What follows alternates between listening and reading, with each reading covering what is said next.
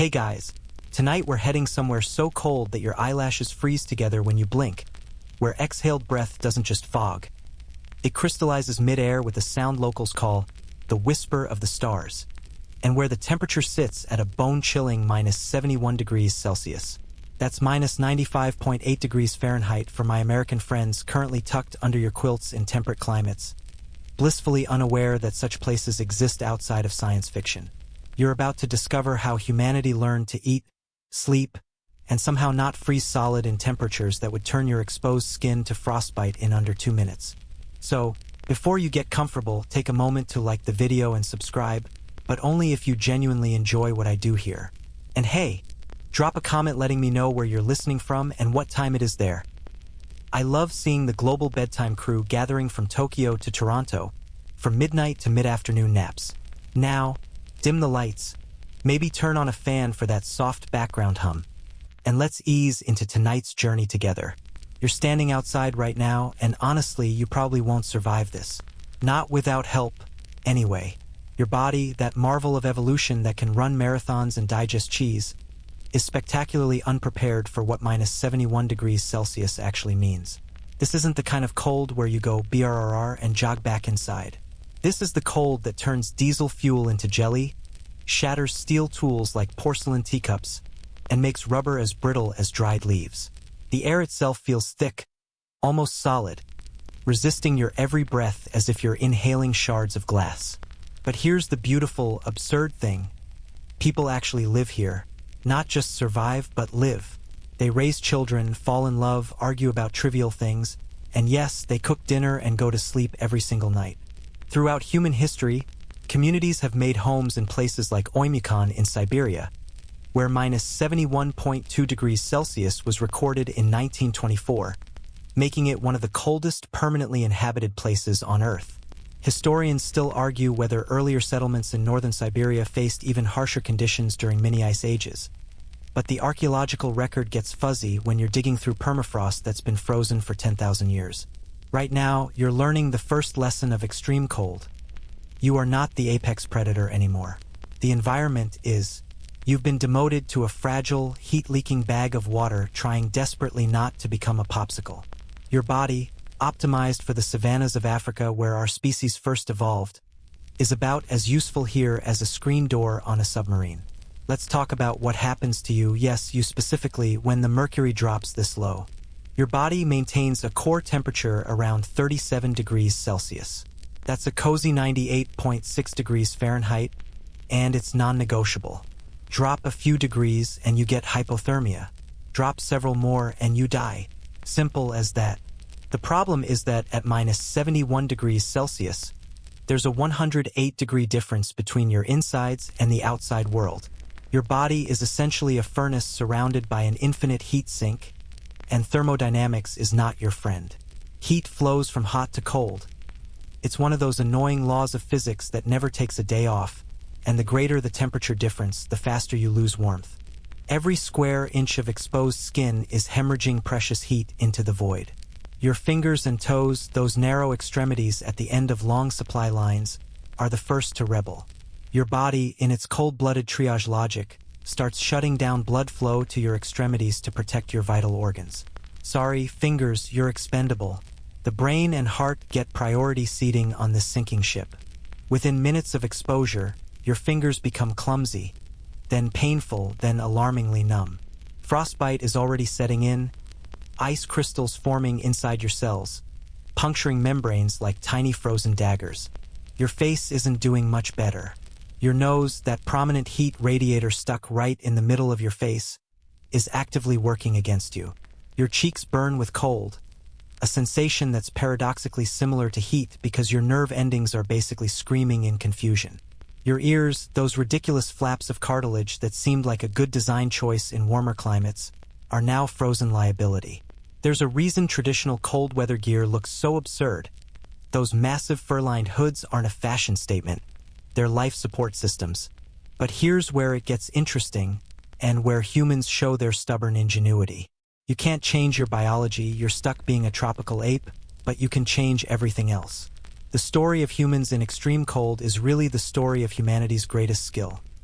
We're not fast, we're not strong, but we are spectacularly good at cheating. We can't grow fur, so we steal it from animals. We can't hibernate, so we build artificial caves filled with fire. We can't lower our metabolism, so we eat ungodly amounts of calorie-dense food. We take a terrible situation and we improvise, adapt, and occasionally thrive through sheer bloody-minded creativity. The indigenous peoples of the Arctic, the Inuit, Yupik, Evenki, Nenets, and dozens of other groups, didn't just survive in these conditions. They developed cultures, art, sophisticated social structures, and technologies that would make modern material scientists weep with admiration. They understood things about thermodynamics and human physiology that Western science wouldn't formally describe until the 20th century. They knew, for instance, that staying dry was more important than staying warm, because moisture is a heat thief that works for the cold. You're learning this now, standing in your minus 71 degrees Celsius nightmare. Your breath, that warm, moist exhalation, immediately condenses and freezes. If you're wearing a scarf over your face, and you'd better be, it's already accumulating a thick layer of ice from your breath. This is moisture you're losing, and in the cold, dehydration is a sneaky killer. You're breathing out water vapor with every breath, and the dry air is wicking moisture from any exposed mucous membranes. Your throat feels raw, your nasal passages are drying out, and you'll need to drink water constantly even though you don't feel particularly thirsty. Speaking of water, let's talk about that for a moment. At minus 71 degrees Celsius, water exists in a weird liminal state. It's obviously frozen solid, but it behaves strangely. Ice at extreme temperatures becomes harder and more brittle, shattering rather than cracking when struck. Snow squeaks when you walk on it. That characteristic crunch isn't just charming. It's the sound of ice crystals breaking under pressure because they're too cold to compress smoothly.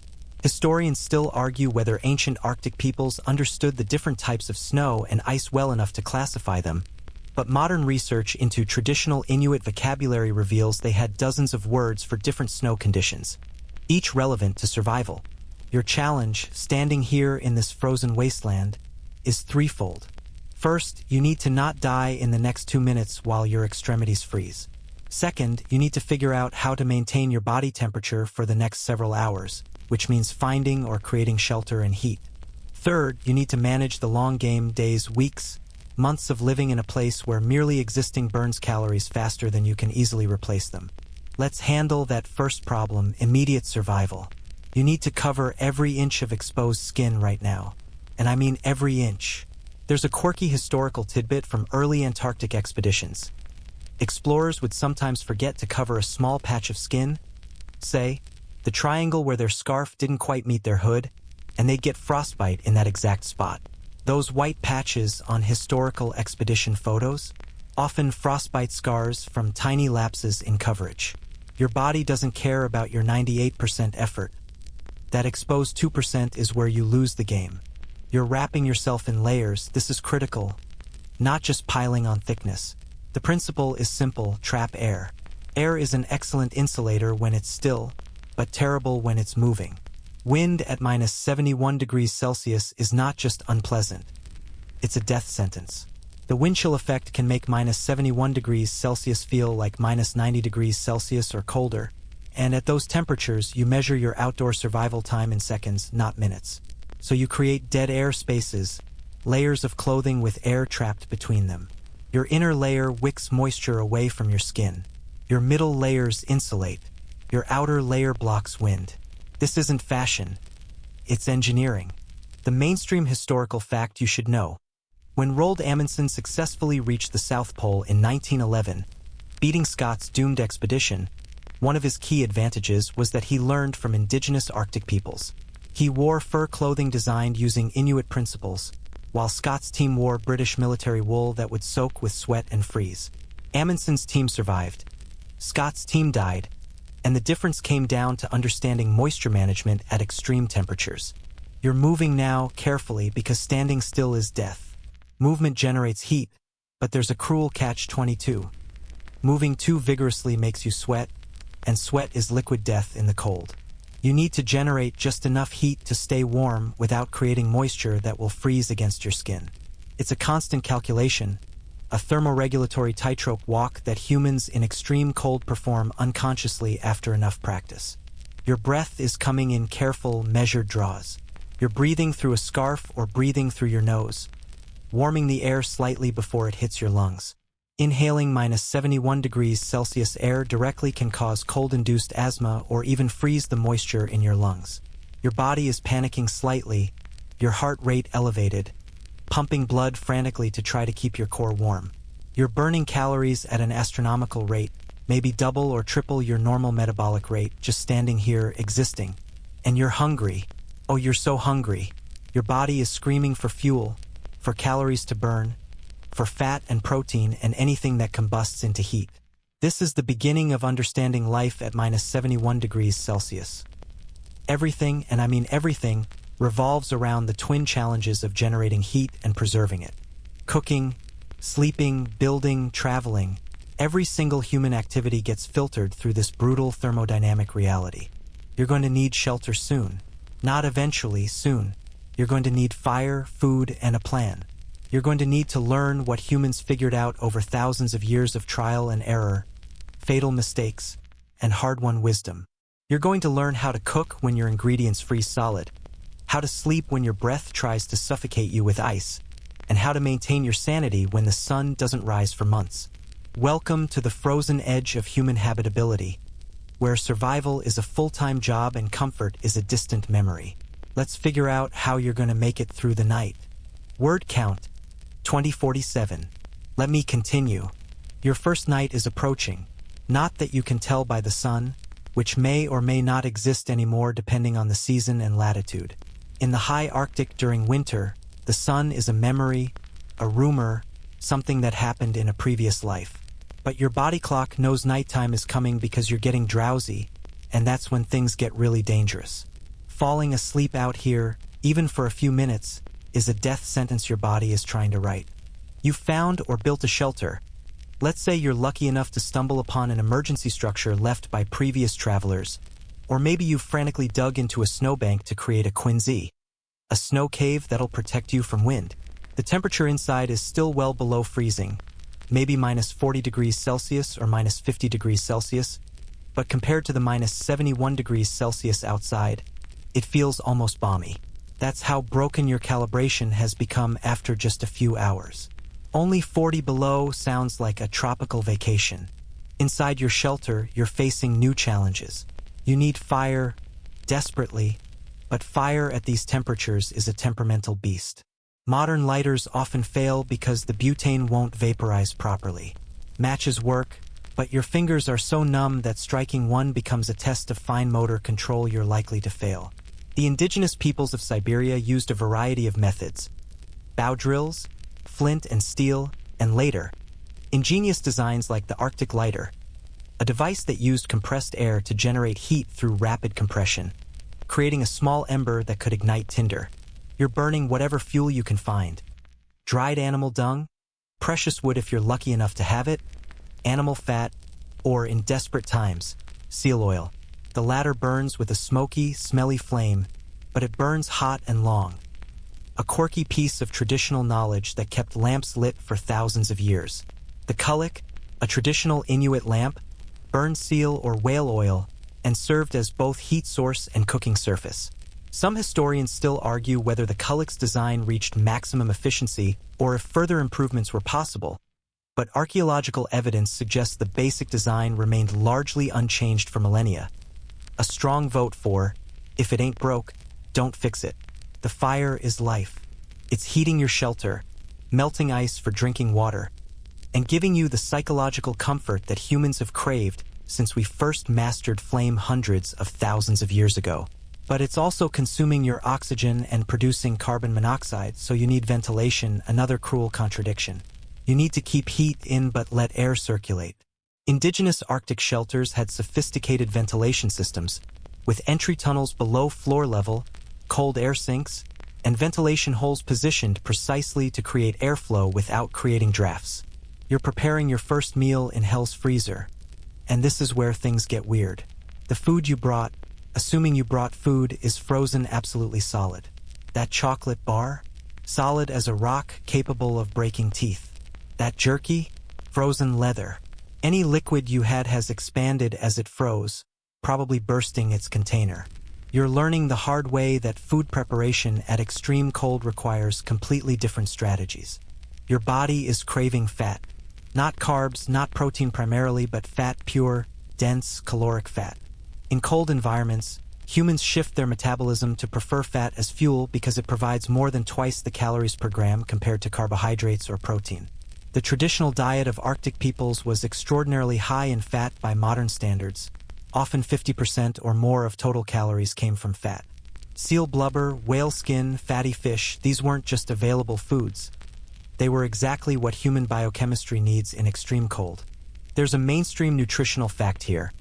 Arctic peoples, eating traditional diets incredibly high in fat and almost devoid of fruits or vegetables, rarely showed signs of cardiovascular disease or vitamin deficiencies that Western doctors expected to find. The high omega-3 content in marine mammals provided critical nutrients, and eating certain organs raw like muktuk, the whale skin and blubber, preserved vitamin C that would be destroyed by cooking. They essentially had a zero-carb, high-fat ketogenic diet centuries before it became a Silicon Valley trend, and they did it out of necessity, not optimization. You're thawing your food carefully near the fire, not in it. Patience is critical because if you rush and get food too hot too fast, you'll burn the outside while the inside remains frozen. Traditional cooks would place frozen meat on warm stones or hang it near the fire, allowing gradual thawing. Meanwhile, you're melting snow for water, a process that consumes enormous amounts of heat energy. Melting a kilogram of ice requires the same energy as heating that kilogram of water from 0 degrees Celsius to 80 degrees Celsius. You're burning precious fuel just to create drinkable water, and you need liters of it. Your meal is finally ready, some thawed meat, maybe some fat, possibly some frozen fish that's been carefully warmed. You're eating it inside your shelter, in your layers, because taking off clothing to eat comfortably means losing heat you can't afford to lose. The food is warm, almost hot, and the sensation of heat spreading through your core is indescribably good. Your body is rejoicing, thanking you for the caloric infusion, already burning those calories to maintain your fading warmth. And now you're facing the night's biggest challenge. Sleep. How do you sleep when consciousness might not return? How do you rest when your breath itself is trying to kill you? Your body, for all its impressive capabilities, opposable thumbs, complex language, the ability to binge-watch entire series in one sitting, is frankly terrible at handling extreme cold. You're essentially a tropical organism that wandered into a frozen hellscape armed with nothing but cleverness and stubbornness. Let's talk about why you're so spectacularly unqualified for this environment and what that means for your immediate survival. First, the uncomfortable truth. Humans have almost no biological adaptations for extreme cold. None. We don't grow thick winter coats like wolves. We can't drop our metabolism into hibernation like bears. We can't shut down blood flow to our extremities without causing permanent damage like Arctic foxes can. We're basically naked apes who got lost on the way to the beach and ended up in Siberia through a series of poor navigation decisions spanning thousands of years. Your skin is about 2 millimeters thick on average, roughly the thickness of 2 credit cards stacked together. That's your primary barrier between your warm insides and the frozen universe trying to equalize temperatures. Underneath that pathetic layer, you've got some subcutaneous fat which helps with insulation, but unless you're significantly overweight, you don't have enough to make a meaningful difference. A seal has a blubber layer that can be 4 inches thick. You have maybe half an inch if you're lucky. You are not a seal. You are not designed for this. Your extremities, fingers, toes, nose, ears, are your Achilles heels, except you have multiple Achilles heels and they're all screaming. These body parts have high surface area to volume ratios, which in thermodynamics terms means they lose heat incredibly fast. Your fingers are basically heat radiators, and at minus 71 degrees Celsius, they're radiating precious warmth into the void at an alarming rate.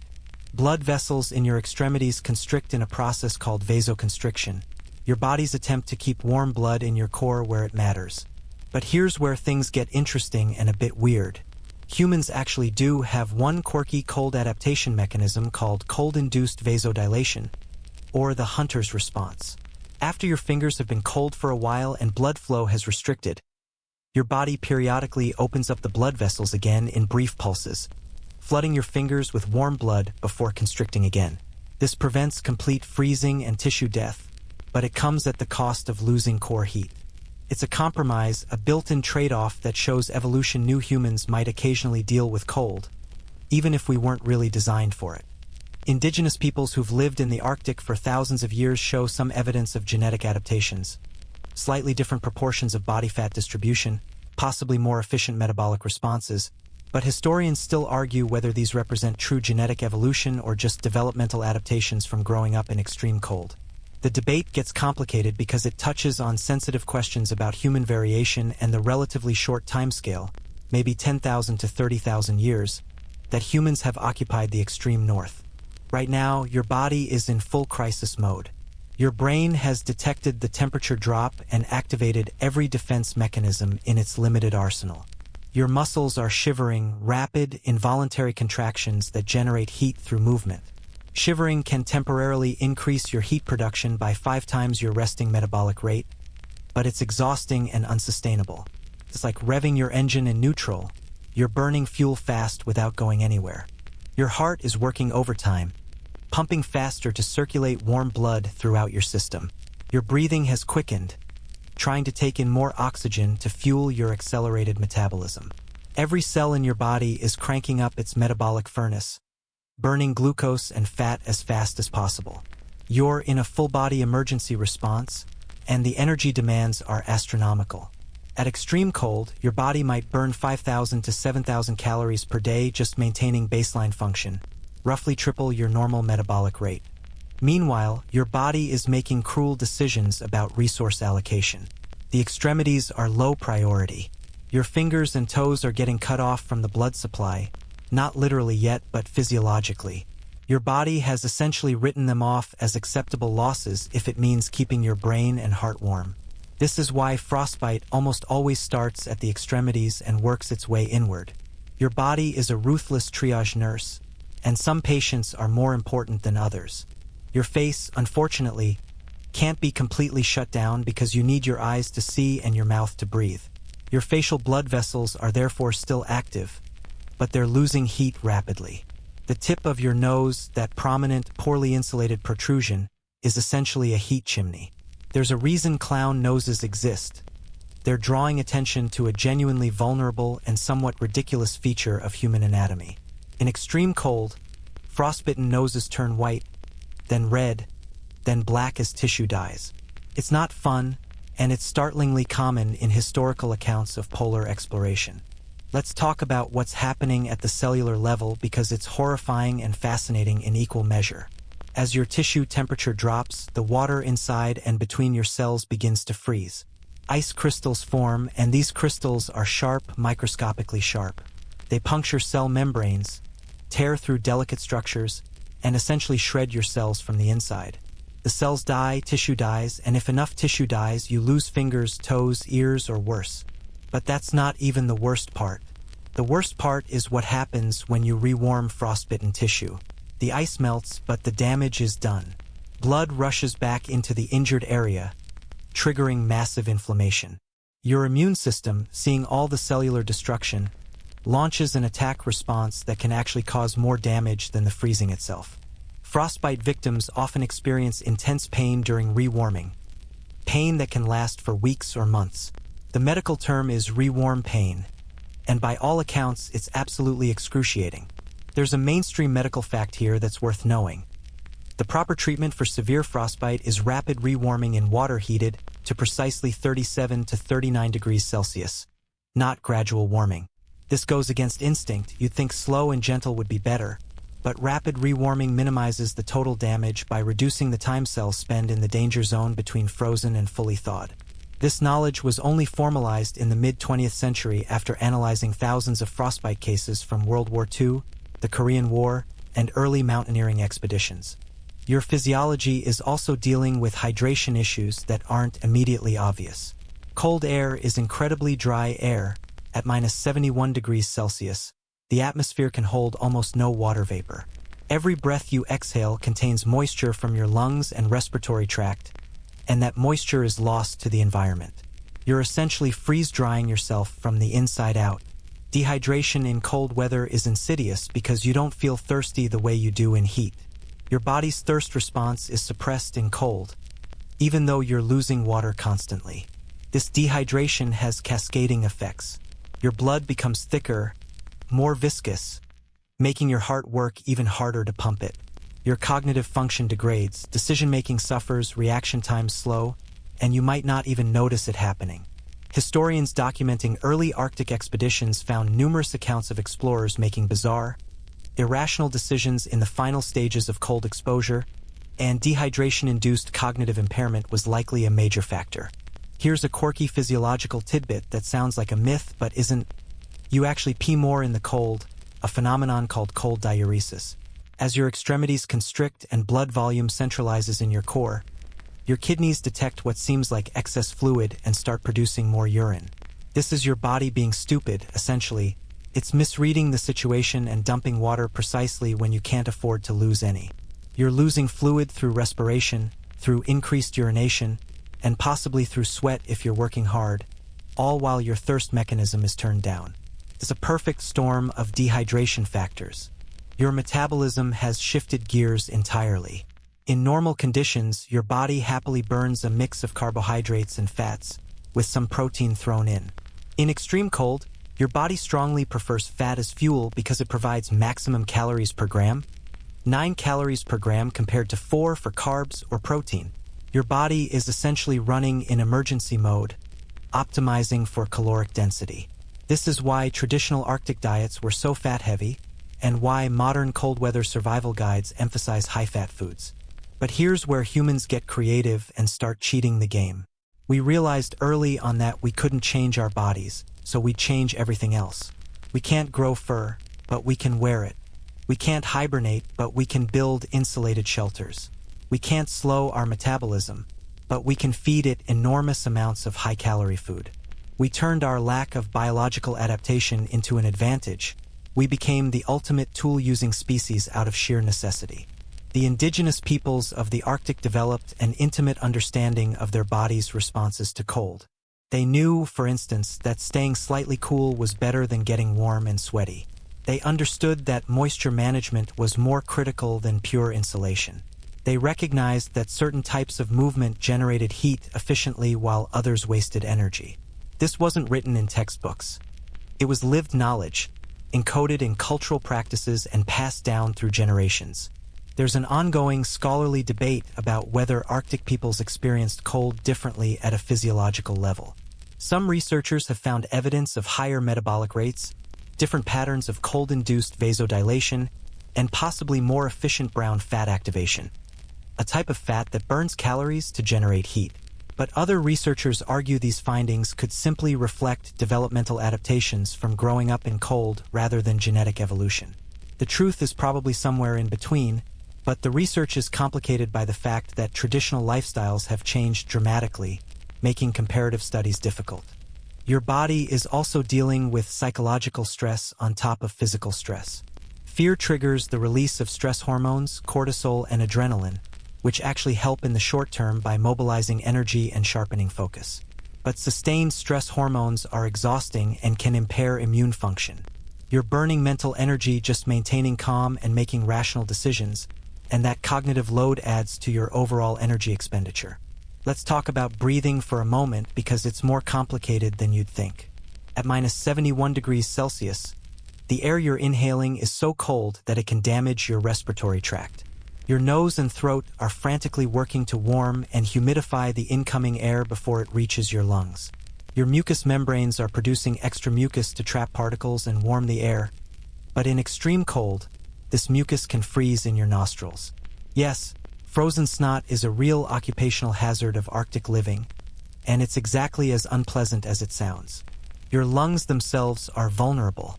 Breathing very cold air can trigger something called cold-induced bronchoconstriction. Your airways constrict, making breathing difficult.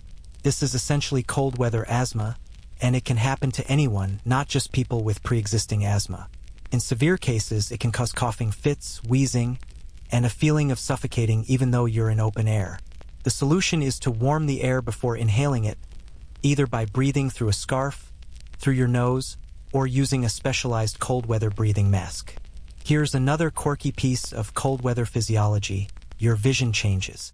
The cornea, The clear front surface of your eye can actually freeze in extreme cold, causing temporary vision impairment. Your eyes water in response to cold air, and those tears can freeze on your eyelashes, gluing your eyes shut. Historical accounts from Antarctic expeditions mention explorers having to carefully warm their eyelashes to open their eyes after prolonged exposure. It's the kind of absurd detail that really drives home how hostile this environment is to human life. Your immune system is also taking a hit.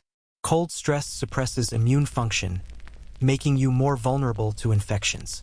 This seems counterintuitive, surely cold kills germs. But viruses and bacteria can survive just fine in the cold, and your body's ability to fight them is compromised. Arctic communities historically dealt with waves of respiratory infections, particularly when they came into contact with outsiders bringing new pathogens. The combination of cold stress and novel diseases could be devastating. And yet, despite all these vulnerabilities, all these ways your body is failing you, humans have lived in these environments for millennia. We've not just survived but created rich cultures, sophisticated technologies, and meaningful lives in places that should, by all rights, kill us in minutes. That's the human story in a nutshell. We're not particularly well designed for much of anything, but we're spectacularly good at problem-solving our way out of our biological limitations. You're standing here in your layers, breathing carefully through your scarf, moving just enough to stay warm but not enough to sweat, and you're doing something millions of humans have done before you. You're cheating death through knowledge, preparation, and sheer stubborn determination. Your body may be terrible at cold, but your brain, that oversized, energy-hungry, problem-solving machine, is about to carry you through the night. You're about to discover that surviving at minus 71 degrees Celsius isn't just about enduring the cold. It's about mastering an entire ecosystem of knowledge that took humanity thousands of years to develop. Long before REI catalogs and synthetic insulation, your ancestors figured out the secrets through trial, error, and occasionally fatal mistakes. Let's dive into the ancient art of not freezing to death. The first and most critical piece of knowledge: you need to think like an onion. Layers, layers, layers. But not just any layers, the right layers in the right order, because getting this wrong means you'll either freeze or drown in your own sweat, and both options end badly. The innermost layer against your skin needs to wick moisture away. Traditionally, this was thin, soft-tanned caribou or reindeer skin worn with the fur facing inward. The hair created tiny air pockets while the leather wicked moisture outward through capillary action. Modern base layers use synthetic fabrics or merino wool to accomplish the same thing, but the principle is ancient.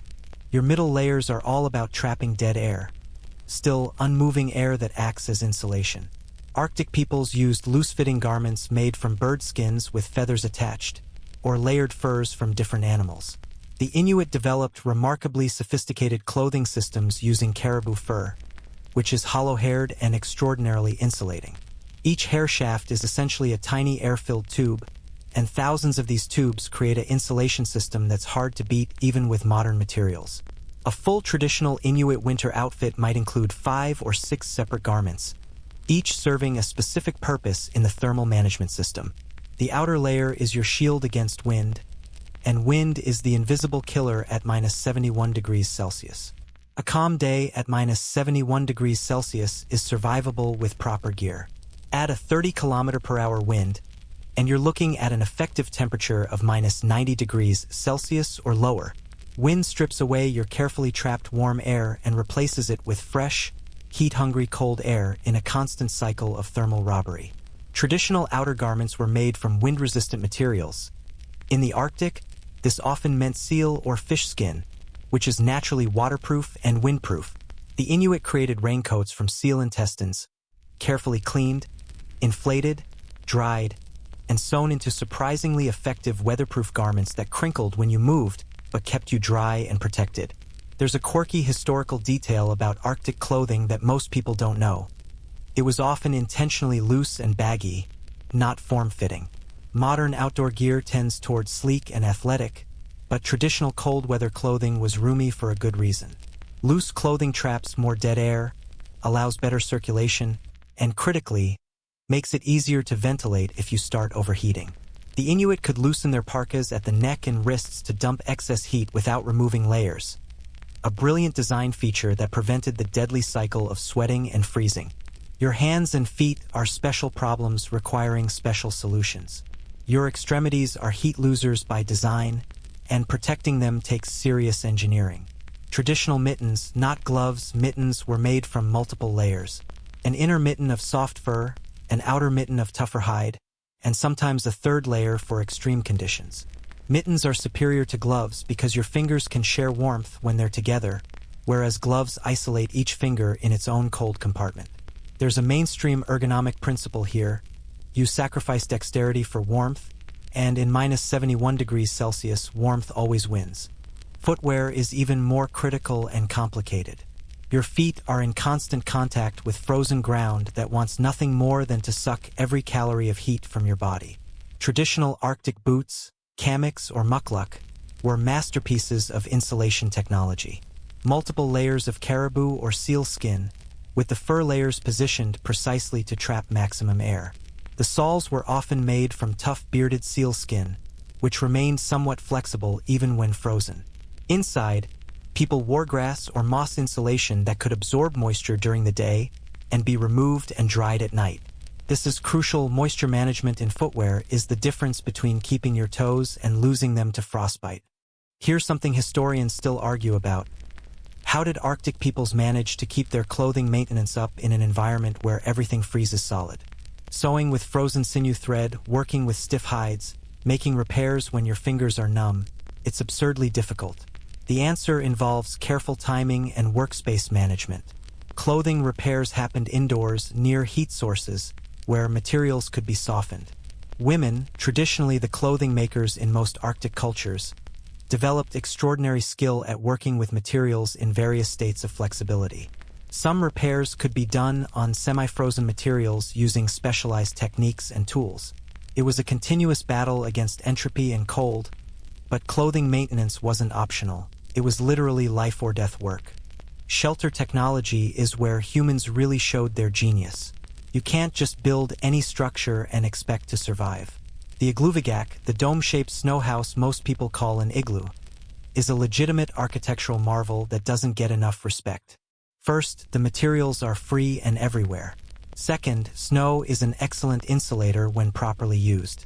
Third, the dome shape is inherently strong and sheds wind efficiently. But here's what most people don't know. Building a proper igloo is hard, and building one wrong can kill you.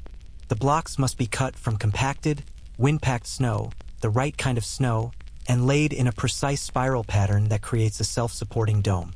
The entrance tunnel is built below floor level so cold air, which is heavier, settles in the tunnel instead of the living space.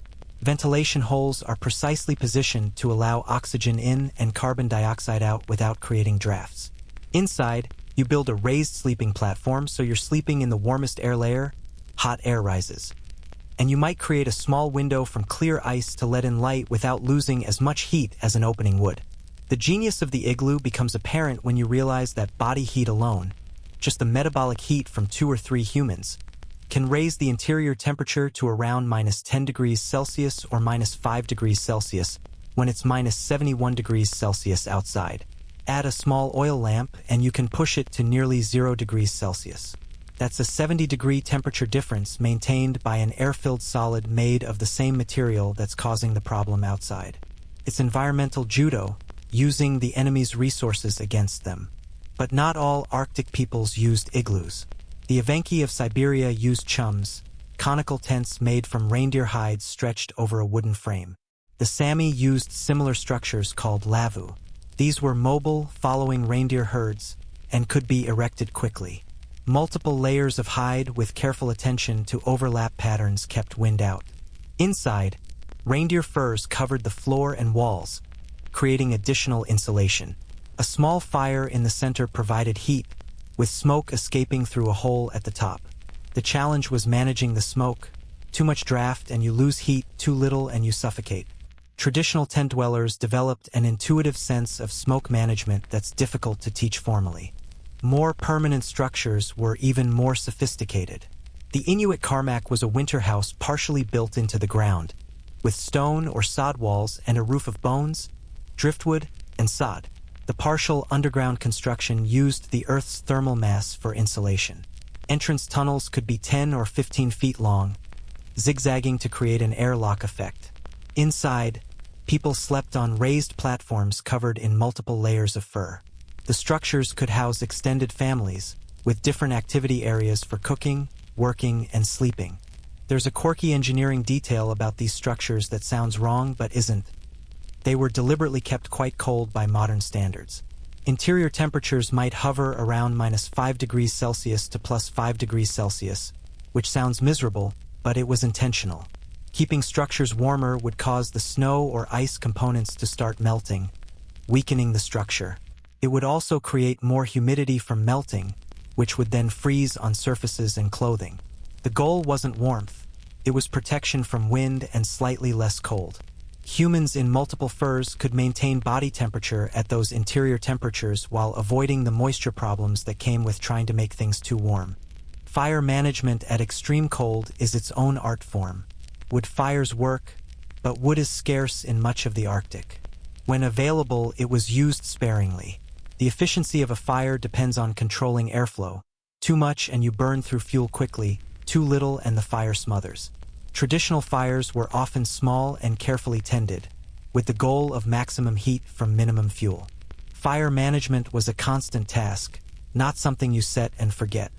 Oil lamps burning seal, whale or fish oil, were the heating technology of choice in many Arctic regions. The kullik, which we mentioned earlier, deserves more attention because it's brilliant. It's essentially a shallow stone bowl filled with oil, with a wick made from moss or cotton grass laid along one edge. The flame is long and flat, not pointed like a candle. The flat flame creates a large radiating surface for maximum heat output. The lamp sits on a stand, positioned to warm the space and provide light. A skilled lamp tender could adjust the wick to control flame size precisely, managing heat output throughout the day and night. Historians still argue about the efficiency and safety of oil lamps compared to other heating methods. But the archaeological record shows they were used continuously for thousands of years across multiple cultures. That's a strong practical endorsement. The smoke from oil lamps was an issue. Seal oil burns dirty, but people adapted. They positioned lamps to direct smoke toward ventilation holes, and they accepted a degree of indoor air pollution as the price of not freezing to death. Life is about trade-offs, and this was a trade people willingly made. Food preservation at -71 degrees Celsius is simultaneously easy and complicated. Everything freezes solid, which prevents bacterial decay. You have a natural freezer everywhere, but frozen food is hard to work with, and thawing must be managed carefully. Traditional Arctic peoples used various preservation methods: drying meat into jerky in the brief summer months, fermenting fish and meat in cool ground caches, creating delicacies that modern palates find challenging, and of course, freezing everything solid. There's a traditional food called kiviak that's worth mentioning as a quirky example of Arctic food technology. It's made by sewing whole auks, small seabirds, into a seal skin, sealing it, and burying it under rocks for several months to ferment. The result is a protein-rich food that won't freeze solid even at extreme cold because the fermentation creates compounds that lower the freezing point.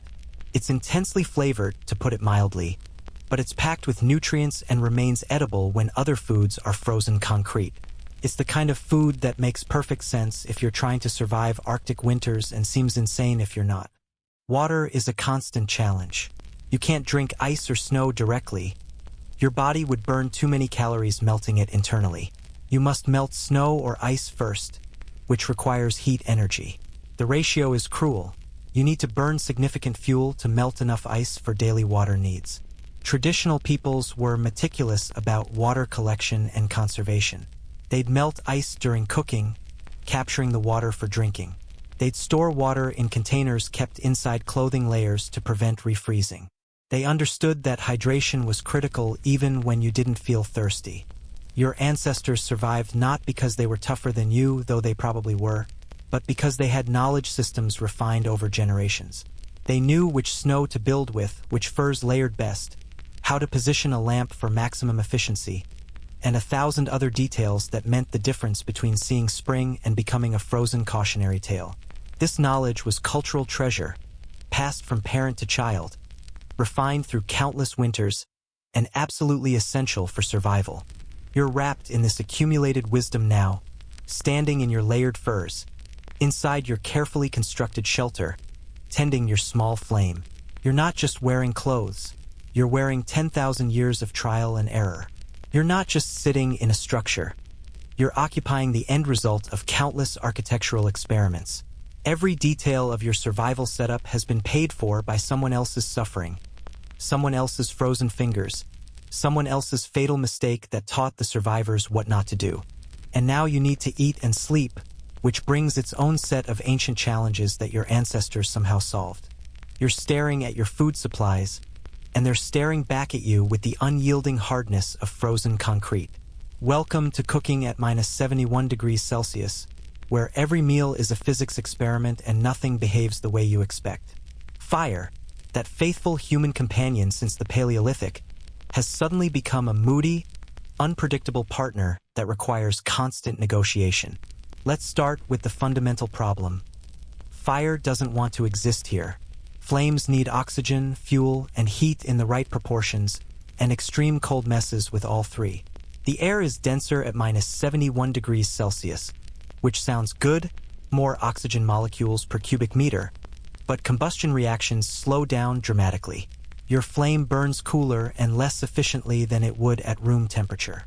If you're trying to start a fire with wood, the wood itself is frozen solid, and frozen wood doesn't burn well until you've driven off the ice crystals inside it.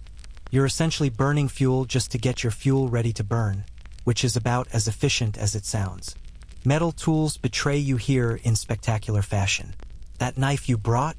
At -71 degrees Celsius, the steel has lost much of its flexibility and toughness. Impact it wrong and it might actually shatter like glass.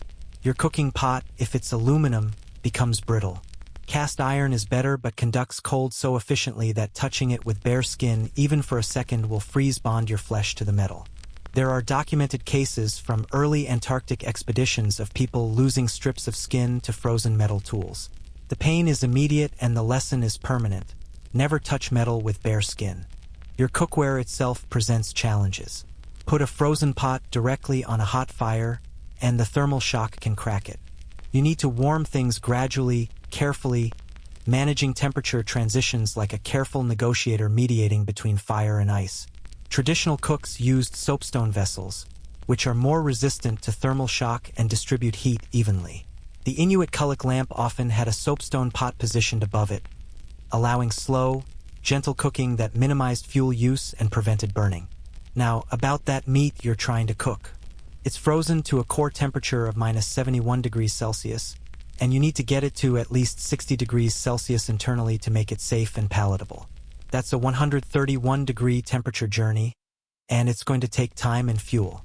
Rush the process, and you'll char the outside while the inside remains frozen, creating a culinary abomination that's simultaneously burnt and raw. Traditional cooks understood the art of slow thawing near the fire, positioned at just the right distance where radiant heat could gradually work its magic without scorching. Here's a quirky cooking technique that sounds insane but works. Eating frozen fish or meat raw, sliced thin while still frozen. The Japanese would call this a precursor to sashimi, but Arctic peoples have been doing it for millennia. Frozen fish, sliced paper thin with a very sharp knife, actually thaws in your mouth quickly enough to be edible and even pleasant. The intense cold has kept it perfectly preserved, and the act of chewing generates enough heat to complete the thawing process. It's called quack or something similar in various Inuit dialects, and it's actually a delicacy. Plus, you save all the fuel you would have used for cooking. When you're counting every calorie of fuel against the infinite cold, raw frozen fish starts to seem like genius. But cooked food provides psychological comfort and allows you to extract maximum calories from tough, fibrous meat. Boiling is the most fuel-efficient cooking method because water transfers heat far more effectively than air. Once you get water to boiling, which takes forever when starting with ice, you can simmer food at a constant temperature without additional fuel. You're making soup or stew because that's what makes sense. Throw in your frozen meat, some fat, maybe some stored berries or roots if you're lucky, and you've got a meal that's hot, hydrating, and calorie-dense. The Kullik lamp doubles as a cooking surface, which is elegant efficiency. A flat pot positioned above the flame catches radiant heat and allows slow cooking or warming. You can't boil rapidly on a Kullik, it doesn't produce enough heat, but you can simmer, warm, and maintain temperatures. This slow cooking is actually ideal for tough meat and extracting maximum nutrition. Bones can be simmered for hours, releasing marrow fat and minerals into the broth. Nothing is wasted because waste is death. There's a mainstream nutritional fact here that's worth absorbing. The traditional Arctic diet, cooked using these methods, was remarkably complete nutritionally despite the absence of fruits and vegetables.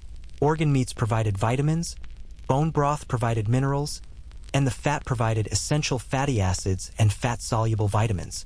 Eating some foods raw, particularly certain organs like liver, preserved vitamin C that would be destroyed by cooking.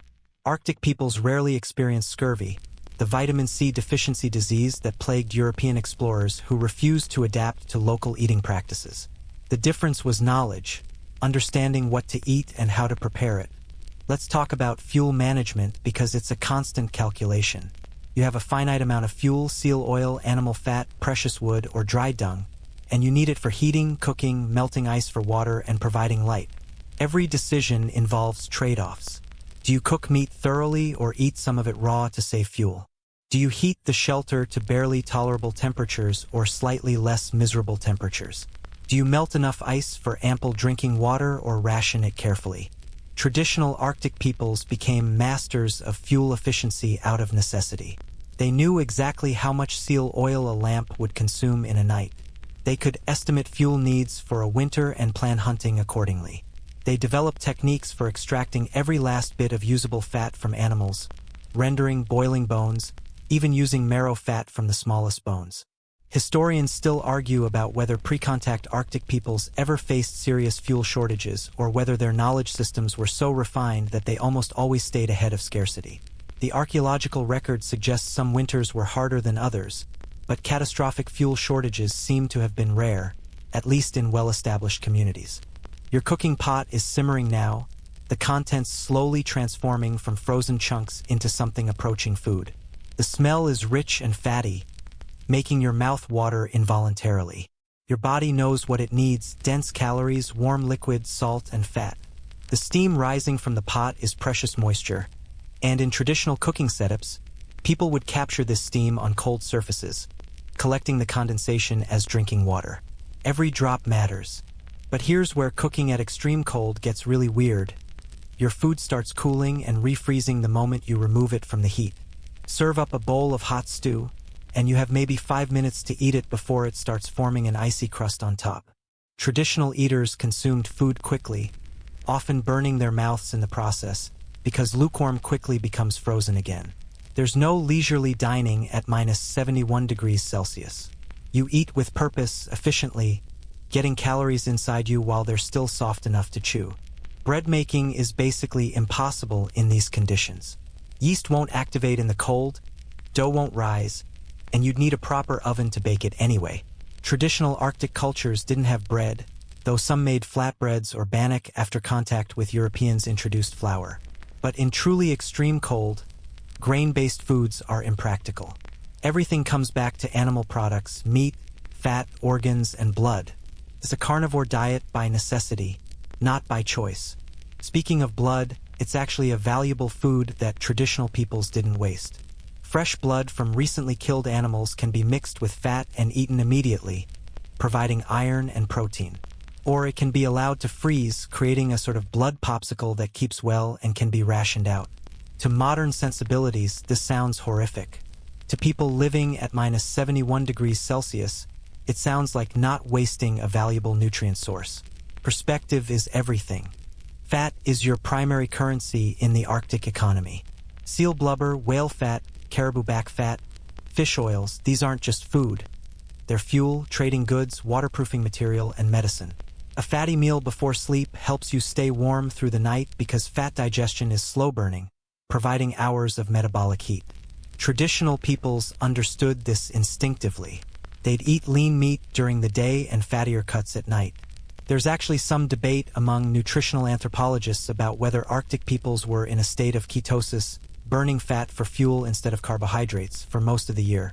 The evidence suggests they probably were, and that their bodies had adapted metabolically to function optimally on this macronutrient ratio. Cooking equipment is minimal because you can't carry much and you don't need much. A good pot, a sharp knife, and maybe a few specialized tools, that's it. The knife is critical, though. A sharp blade can portion frozen meat, carve ice blocks, make repairs, and perform a dozen other essential tasks. Traditional knives were made from slate, bone, or later iron, and they were maintained obsessively. A dull knife in the Arctic isn't just inconvenient, it's dangerous. It slips, requires more pressure, and makes precise cutting difficult when you're working with frozen materials wearing thick mittens. There's a quirky cooking implement worth mentioning. Some Arctic peoples used heated stones for cooking. You'd heat stones in a fire, then drop them into a container of ice or water, instantly boiling it. Add more hot stones and you can maintain a simmer. This technique, stone boiling, is ancient and widespread, but it's particularly useful in the Arctic where you might have stones but limited access to metal pots. The stones can be reheated and reused indefinitely. It's low-tech but effective, and it shows human ingenuity solving problems with available materials. Your meal is ready now, and you're spooning hot, fatty stew into your mouth as quickly as you can without burning yourself. The warmth spreading through your core is immediate and glorious. Your body is rejoicing, thanking you for the caloric infusion. The fat coats your mouth and throat, rich and satisfying in a way that only makes sense when you're burning calories at 3 times the normal rate. This isn't gourmet dining. This is fuel consumption, biological refueling, keeping the metabolic furnace stoked against the infinite cold pressing in from all sides. After eating, you face the unpleasant task of cleaning up, which at minus 71 degrees Celsius is its own special challenge. You can't just wash dishes with soap and water, the water would freeze instantly. Traditional peoples often let bowls and utensils freeze solid, then scrape them clean, or let dogs lick them clean, or simply left residual fat as seasoning for the next meal. Hygiene standards were different because perfect cleanliness was impossible. You did what you could and accepted that some things weren't worth the energy expenditure to achieve. Food storage is both simple and complicated. Everything freezes, so spoilage isn't an issue in winter. But you need to protect food from animals, Arctic foxes, wolves, polar bears, ravens, all of whom are also desperate for calories. Food caches had to be built carefully, using rocks to create animal-proof storage. Some peoples built elevated platforms to keep food out of reach of terrestrial predators. Others created ice cellars dug into permafrost, with entrances too small for large animals but accessible to humans. The mental game of eating at extreme cold is interesting. Your body craves specific things, fat especially, but also salt, protein, and occasionally something sweet if any stored berries are available. Traditional diets included all of these, balanced in ways that modern nutritionists are still trying to fully understand. The Inuit word piktik, referring to a sort of crazed wandering person, might have described someone whose diet had become unbalanced, leading to psychological issues. Historians still argue about this interpretation, but the connection between nutrition and mental health in extreme environments is undeniable. You've finished eating, the pot is cooling rapidly beside you, and you're feeling the warm glow of a full stomach. The fire or lamp is still burning, providing a small circle of heat and light against the vast cold darkness outside. You've successfully completed one of the fundamental human activities, feeding yourself, under conditions that are actively hostile to the process. Your ancestors did this every single day, multiple times per day, for entire lifetimes. The casual competence that must have required is staggering. And now you're facing the next challenge. How do you sleep when unconsciousness might be permanent? You're full, reasonably warm, and exhausted, which means you're about to attempt something that's killed more Arctic travelers than almost any other single factor. Sleep at minus 71 degrees Celsius isn't just rest. It's a calculated risk where you're voluntarily shutting down your conscious mind, while the cold continues its patient work of equalizing your temperature with the environment. Let's talk about the calorie math that governs whether you wake up or don't. Your body is a furnace, and like any furnace, it needs fuel. At normal temperatures in a temperate climate, An average adult might burn around 2,000 to 2,500 calories per day just existing, breathing, pumping blood, maintaining body temperature, thinking. This is your basal metabolic rate, the idle speed of the human engine. Now transport yourself to minus 71 degrees Celsius, and that number explodes. You're looking at 5,000 to 7,000 calories per day, possibly more if you're doing any significant physical work. That's 3 times your normal caloric needs, and every single one of those calories is being converted to heat to fight the cold. Let's break down where those calories are going because the distribution is fascinating and brutal. First, there's thermogenesis, heat generation. Your cells are cranking up metabolic processes, burning glucose and fat to produce heat as a byproduct. This isn't exercise heat. This is cellular furnaces running at maximum capacity. Your brown fat, a special type of fat tissue that's specifically designed to burn calories for heat, is working overtime. Babies have lots of brown fat to help them regulate temperature. Adults have less, but what we have gets activated in extreme cold. Shivering burns an enormous number of calories, potentially 400 to 600 calories per hour when you're shivering hard. But shivering is exhausting and unsustainable. Your muscles are contracting rapidly, burning through glycogen and ATP, producing heat as mechanical energy gets converted to thermal energy. You can't maintain hard shivering for more than a few hours before you're completely depleted. This is why getting properly insulated and sheltered is so critical. You need to reduce heat loss to the point where you're not shivering constantly. Your heart and lungs are working harder than usual, pumping blood and oxygen to fuel this accelerated metabolism. This cardiovascular workload burns calories too. Your heart might be beating 20 to 30% faster than normal just to maintain circulation. Your breathing rate is elevated, and each breath expels warm, moist air that carries away both heat and water. It's a closed system slowly leaking energy in dozens of ways simultaneously. Here's the mainstream physiological fact. Your body preferentially burns fat in cold environments because fat provides 9 calories per gram versus 4 calories per gram for carbohydrates or protein. But there's a catch. Fat metabolism requires oxygen and produces less immediate heat than carbohydrate metabolism. For quick heat, your body will burn through glycogen, stored carbohydrates, first, which is why you get intensely hungry in the cold even if you've recently eaten. Your glycogen stores are depleting rapidly, and your body is screaming for more fuel. Traditional Arctic diets were typically 50 to 70% fat by calories, 30 to 40% protein, and maybe 10% carbohydrates, mostly from stored berries, roots, or seaweed. This macronutrient ratio perfectly matches what your body needs in extreme cold. The high fat content provides dense, slow-burning calories that keep you warm for hours. The protein supports muscle maintenance and repair. The minimal carbohydrates are enough for brain function. Your brain preferentially runs on glucose, but not so much that you're wasting storage space on low-calorie foods. There's an interesting quirky detail about Arctic nutrition, the concept of rabbit starvation or protein poisoning. If you eat only lean meat with no fat, say you're surviving on rabbits, you can actually starve to death even while eating until you're full. Your body can't efficiently convert protein to energy beyond a certain point, and the metabolic processing of excess protein actually costs energy.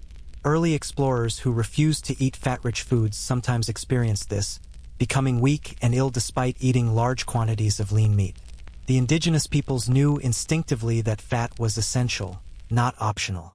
You need roughly 1 pound, 0.45 kilograms, of seal blubber per day just to meet baseline caloric needs at minus 71 degrees Celsius if you're not doing heavy work. That's in addition to meat for protein. For someone doing heavy physical labor, building shelters, hunting, hauling supplies, caloric needs could exceed 8,000 or even 10,000 calories per day. This is Michael Phelps' Olympic training level caloric intake, but you're burning it just to not die from cold. It's an exhausting way to live, and it means you're constantly thinking about food, hunting, and storing calories for the next meal. The timing of eating matters too. A large, fatty meal before sleep helps you stay warm through the night. Fat digestion is slow, taking hours, and the metabolic heat from digestion, called the thermic effect of food, keeps you warmer longer. Protein also has a strong thermic effect, actually generating significant heat during digestion. Carbohydrates digest quickly, providing a short burst of warmth but not lasting heat. Traditional peoples timed their meals intuitively to maximize thermal benefits. Leaner meals during active daylight hours, fattier meals before sleep. Let's talk about hydration because it's part of the calorie equation. Melting ice or snow requires significant energy, about 80 calories to melt 1 kilogram of ice at 0 degrees Celsius. But most ice you're dealing with is at minus 71 degrees Celsius, which means you need to heat it 71 degrees just to get it to freezing point before you can melt it. You're looking at roughly 110 to 120 calories of fuel energy to produce 1 liter of drinking water from extremely cold ice. You need about 3 to 4 liters of water per day at these temperatures, so you're burning 400 to 500 calories of fuel just to stay hydrated. This fuel cost has to be factored into your daily energy budget. Here's where the math gets cruel. You need calories to melt ice to get water, but you also need water to digest food efficiently and to support the metabolic processes that burn calories. It's a circular dependency, and if you get behind on either calories or water, you start a downward spiral that's hard to reverse. Traditional peoples were meticulous about maintaining both, understanding implicitly that survival required balance. Sleep itself has an interesting metabolic profile. When you're asleep, your metabolic rate drops, but not as much as you might think in extreme cold. In normal temperatures, sleep might reduce your metabolic rate by 10 to 15% compared to being awake but resting. In extreme cold, the reduction is smaller because your body is still working hard to maintain temperature. You're still burning maybe 3,500 to 4,000 calories during an 8-hour sleep period. That's equivalent to running a marathon, except you're just lying there. This creates a fundamental problem. If you go to sleep without adequate calories on board, you might deplete your reserves before morning. Your blood sugar drops, your body starts breaking down muscle tissue for energy, and your core temperature can begin to fall. This is how people freeze to death in their sleep. They run out of fuel, their metabolic furnace sputters, and hypothermia sets in while they're unconscious and unable to respond. It's a quiet, insidious death that claims people who thought they were safely sheltered. Traditional Arctic sleeping arrangements were designed around this metabolic reality. You slept in your clothes, or most of them, on thick insulating furs that prevented heat loss to the frozen ground. Multiple people often slept together, sharing body heat, the most efficient heating system ever devised. A family of 4 or 5 sleeping close together in an insulated shelter could maintain relatively comfortable temperatures through shared metabolic heat. This wasn't just social warmth, it was survival engineering. Each person was a 75 to 100 watt heater, and clustering these heaters together created a warm microclimate. There's an ongoing scholarly debate about whether Arctic peoples had genetically different metabolic rates. Some research suggests higher baseline metabolic rates and more efficient heat generation, but other studies find no significant differences. The truth might be that growing up in extreme cold leads to developmental adaptations, more brown fat, more efficient cold response mechanisms, rather than genetic differences. Either way, modern people trying to survive Arctic conditions for the first time face a steeper learning curve because their bodies haven't been conditioned from childhood. Let's talk about the math of sleeping position because it matters. Curled up in a fetal position minimizes surface area, reducing heat loss. This is why humans and many animals naturally curl up when cold. But being too tightly curled restricts circulation and breathing, which reduces metabolic heat generation. The optimal position is somewhat curled but relaxed, maximizing insulation while maintaining good blood flow. Traditional peoples understood this instinctively, and sleeping positions were probably taught as part of survival knowledge. Your extremities are still the problem during sleep. Blood flow to hands and feet is reduced, and without movement to keep circulation going, they're vulnerable to frostbite even inside your shelter. Some traditional practices included sleeping with hands tucked into armpits or groin, areas rich in blood vessels that stay warm. Feet might be wrapped in extra furs or positioned close to a warm companion. These details sound trivial, but they're the difference between waking with functional extremities or frostbitten stumps. The calorie math also includes preparation costs. Building shelter burns calories, maybe 500 to 1,000 calories depending on what you're constructing. Gathering fuel, hunting, processing food, making clothing repairs, all of this is caloric expenditure on top of baseline survival needs. An active day in the Arctic might burn 8,000 to 10,000 calories easily. You need to hunt or gather enough food to not just replace these calories but to build reserves. It's a relentless treadmill where falling behind even a little bit can start a death spiral. There's a quirky metabolic adaptation called Arctic hysteria or pibloktok in Inuit culture, where people would have sudden episodes of irrational behavior, tearing off clothes, running outside, making strange sounds. Historians still argue about the cause, but one theory involves calcium deficiency combined with psychological stress and possibly vitamin A toxicity from eating too much liver. The point is that nutrition in extreme environments is complex, and getting the balance wrong had psychological as well as physical consequences. Your body also needs micronutrients, vitamins, and minerals that don't provide calories but are essential for metabolic function. Vitamin C prevents scurvy, calcium supports muscle function, iron is needed for oxygen transport, and dozens of other micronutrients play critical roles. The traditional Arctic diet, despite seeming monotonous, actually provided all of these through strategic eating of organs, bones, and occasional plant materials. Liver provided vitamin A and iron. Bone marrow provided fat-soluble vitamins. Fish eyes provided vitamin C. Every part of an animal had nutritional value. The psychological aspect of the calorie math is important too. Being constantly hungry, constantly cold, and constantly aware that you're one meal away from crisis creates mental stress. Stress hormones like cortisol increase metabolic rate further. You burn more calories just being stressed. This is another vicious cycle. Cold creates stress, stress burns calories. Burning calories without replacement increases stress. Breaking this cycle requires both adequate nutrition and psychological resilience. You're lying in your sleeping furs now, stomach full of fatty stew, body slowly relaxing as post-meal warmth spreads through you. You've calculated correctly, at least for tonight. You have enough calories on board to make it through the next 8 hours. Your shelter is adequate, your insulation is working, and your metabolic furnace has enough fuel to keep burning until dawn. But you're acutely aware that tomorrow this calculation starts over.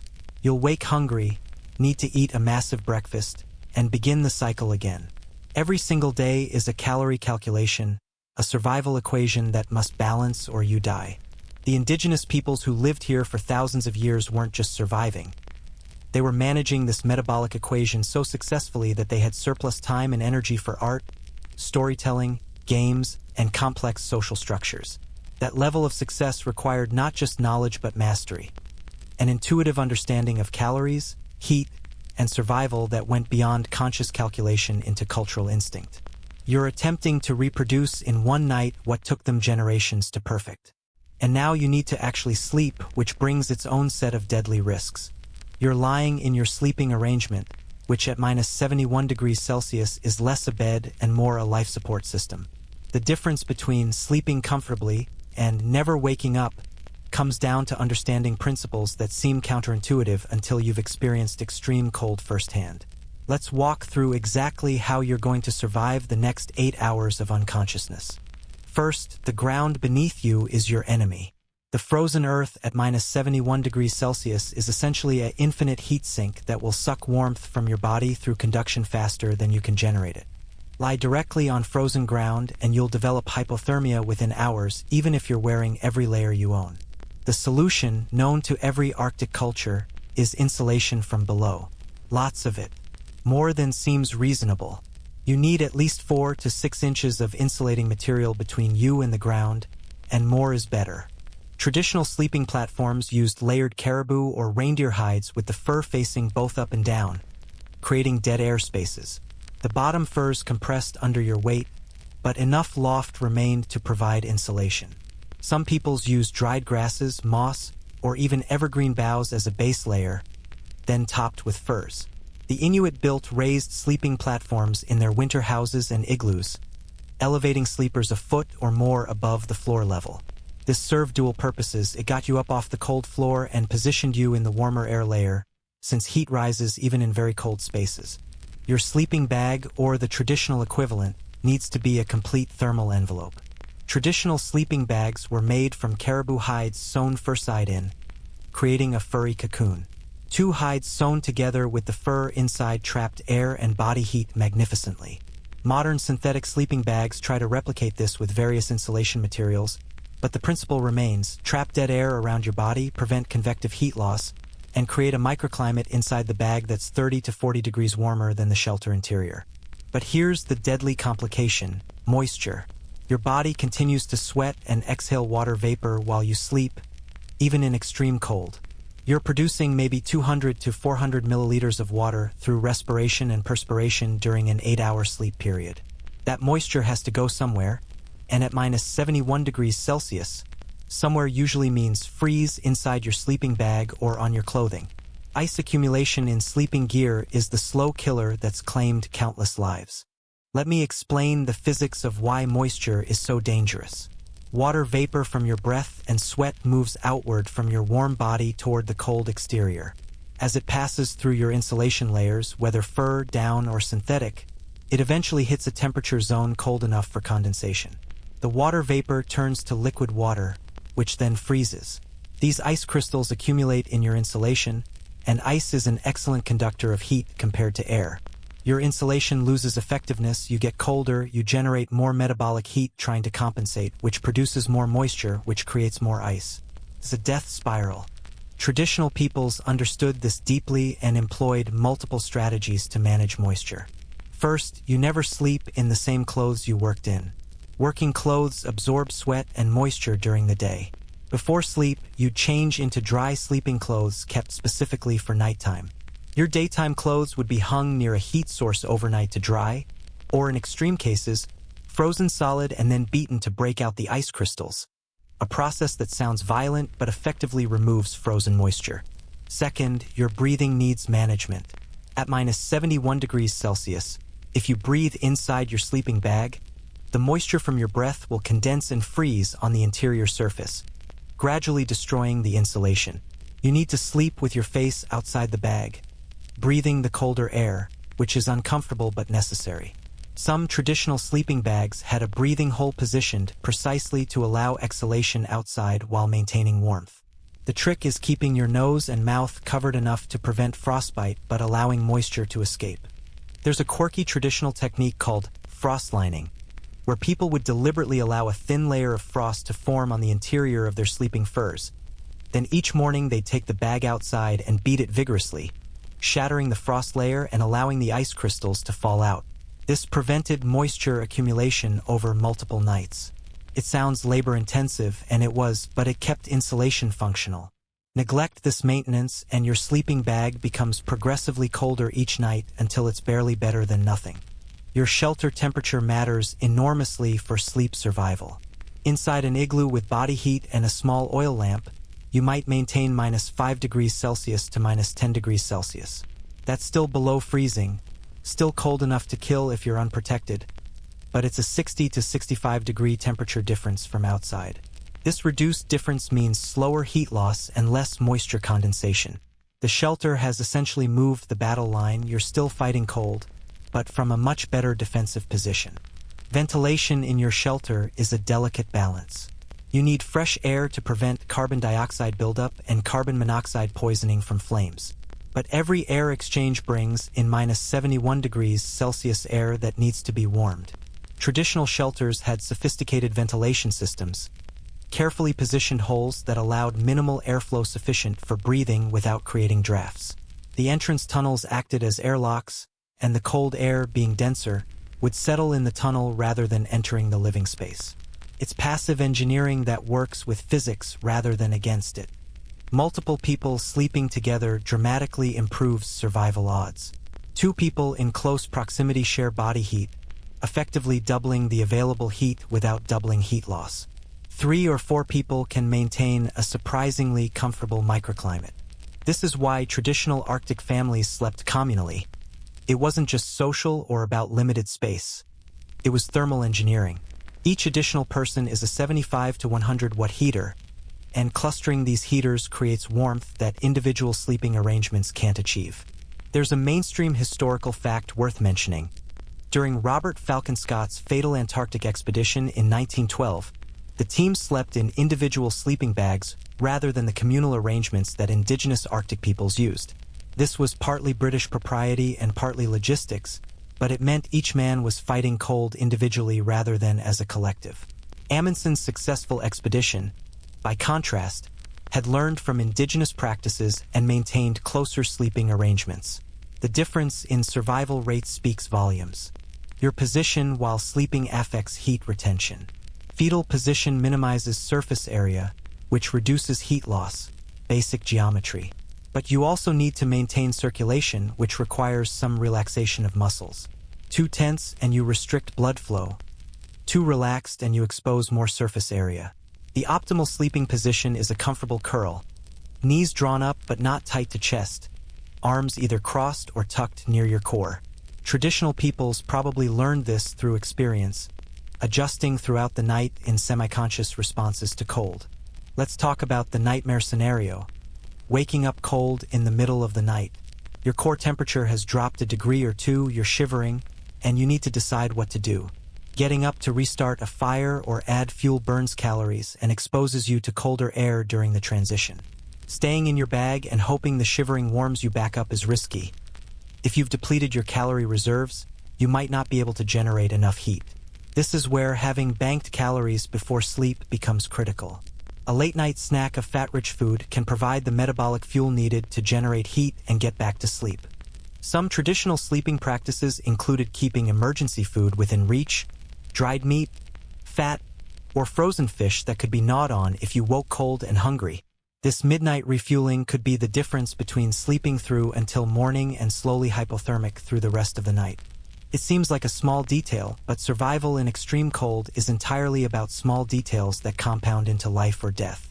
There's an ongoing scholarly debate about whether Arctic peoples experience different sleep patterns due to extreme cold.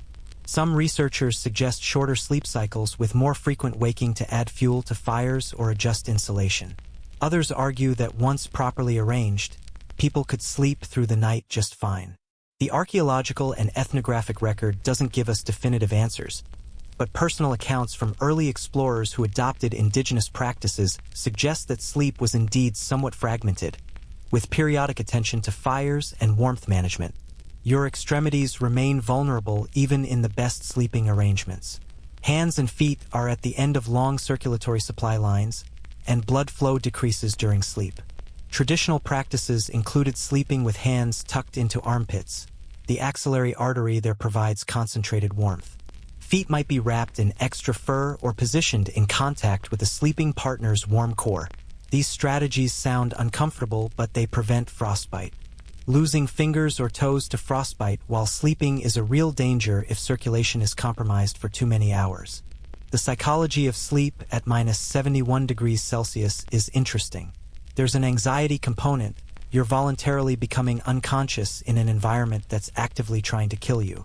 You have to trust your preparations, your shelter, your insulation, and your body's ability to maintain itself without conscious input. That requires mental discipline and confidence built through experience. First-time sleepers in extreme cold often sleep poorly, waking frequently in panic, checking their extremities for numbness, hyper-aware of every cold draft. Experienced Arctic dwellers sleep more soundly because they've learned to trust their systems. Dreams in extreme cold sometimes take on specific characteristics. Some people report dreams of warmth, tropical beaches, hot baths, summer sunshine, as if the brain is compensating for the body's cold stress. Others report anxiety dreams of freezing, being trapped in ice, or being unable to move. There's no definitive research on this, but it's a quirky detail mentioned in enough personal accounts to suggest the cold penetrates even into our subconscious mental space. Morning brings its own challenges. You wake inside a warm cocoon, but outside that cocoon is still -71 degrees Celsius or close to it. The transition from sleep to waking requires discipline. You need to stay in your sleeping bag while you mentally prepare for the cold shock of getting up. You might gnaw some frozen food while still in the bag, building caloric reserves for the coming day. You assess your extremities, wiggling fingers and toes, checking for numbness or pain that might indicate frostbite. Only when you're mentally and physically ready do you face the brutal transition to active life. Getting dressed inside a sleeping bag is an art form. You're pulling on layers while minimizing heat loss, working by touch in the darkness if it's polar night. Your clothes have been kept inside the bag with you so they're body warm, not frozen solid. Put on frozen clothes and the cold shock can trigger cardiac events in vulnerable individuals. It's happened. Warm clothes slide on easily and don't steal precious body heat during the transition. These details seem trivial until you experience the alternative. You've survived the night. The sun may or may not be rising, depending on season and latitude, but you're conscious, alive, and your extremities still function. You've successfully navigated 8 hours of unconsciousness at -71 degrees Celsius, which is genuinely impressive. Your ancestors did this every night for entire lifetimes, refining techniques through generations of trial and error. You've benefited from their accumulated wisdom, and if you're smart, you'll continue to learn and adapt. But survival isn't just about the big challenges like eating and sleeping. It's also about the invisible enemy that kills more people than dramatic exposure ever does: moisture. You're awake, you've survived the night, and now you're facing what might be the most insidious killer at -71 degrees Celsius. Moisture. Not the obvious dangers like freezing wind or inadequate shelter, but the slow, accumulating betrayal of your own body's water vapor. Every breath you take, every bead of sweat your skin produces, every molecule of moisture from cooking or melting ice. All of it is working against you in ways that aren't immediately obvious until it's too late. Let's start with the physics of why moisture is so deadly. Water in liquid form has a high specific heat capacity, meaning it absorbs a lot of heat energy before its temperature changes. That's normally useful. It's why water regulates Earth's climate and why your body uses water for temperature control. But in extreme cold, this property becomes dangerous. Wet clothing in contact with your skin pulls heat from your body roughly 25 times faster than dry clothing. That moisture you're producing isn't just uncomfortable. It's a thermal vampire actively draining your life force. Here's the process that kills. You exert yourself, building a shelter, gathering fuel, or just walking through deep snow. Your body heats up and begins sweating to cool down, which makes perfect sense in normal circumstances. But at -71 degrees Celsius, you can't afford to cool down. That sweat soaks into your inner clothing layer. If you're wearing cotton, and please tell me you're not, it absorbs the moisture and holds it against your skin like a wet blanket. Even if you're wearing proper wicking materials, there's still moisture to deal with. You stop exerting yourself, your metabolic heat production drops, and suddenly you're wet and cooling down rapidly. This is how people die within sight of shelter. The traditional solution was obsessive moisture management. You never allowed yourself to sweat if possible. This meant moving slowly, deliberately, taking breaks to cool down, and ventilating your clothing constantly. Indigenous Arctic peoples developed loose-fitting garments with adjustable openings at wrists, neck, and waist. When you felt yourself heating up, you'd loosen these openings, dumping excess heat before it triggered sweating. It's counterintuitive, opening your clothing in -71 degrees Celsius, but it prevents the greater danger of moisture accumulation. There's a quirky phrase that Arctic survival instructors use: be bold, start cold. It means you should start your physical activity feeling slightly cold because within minutes of movement, you'll warm up. If you start comfortable, you'll overheat and sweat, and then you're in trouble. This goes against every instinct. Voluntarily being cold feels wrong, but it's life-saving wisdom. You dress in layers that you can shed as you warm up, carrying extra layers in a pack rather than wearing them all at once. Breathing produces an enormous amount of moisture that most people never think about. At rest, you exhale about 200 to 400 milliliters of water per day through respiration. During physical activity, this can increase to over a liter. In normal climates, this moisture disperses harmlessly into the atmosphere. At -71 degrees Celsius, this moisture condenses and freezes on whatever surface it contacts first. If you're breathing inside your parka hood, that frozen moisture accumulates on the fur trim on your scarf on the inside of your outer layer. Over hours and days, you're essentially building an ice barrier that reduces your insulation's effectiveness. The solution is breathable zones. Traditional parkas had fur ruffs around the hood that were positioned to direct exhaled breath away from the face while still providing wind protection. The fur, often wolverine, which resists frost buildup better than other furs, created a microclimate that managed moisture through a complex process that's still not fully understood by materials scientists. Historians still argue about whether indigenous peoples understood the physics or simply knew through experience that certain furs worked better. But the end result was sophisticated moisture management that modern gear struggles to replicate. Your shelter accumulates moisture too, and this is where things get really interesting and dangerous.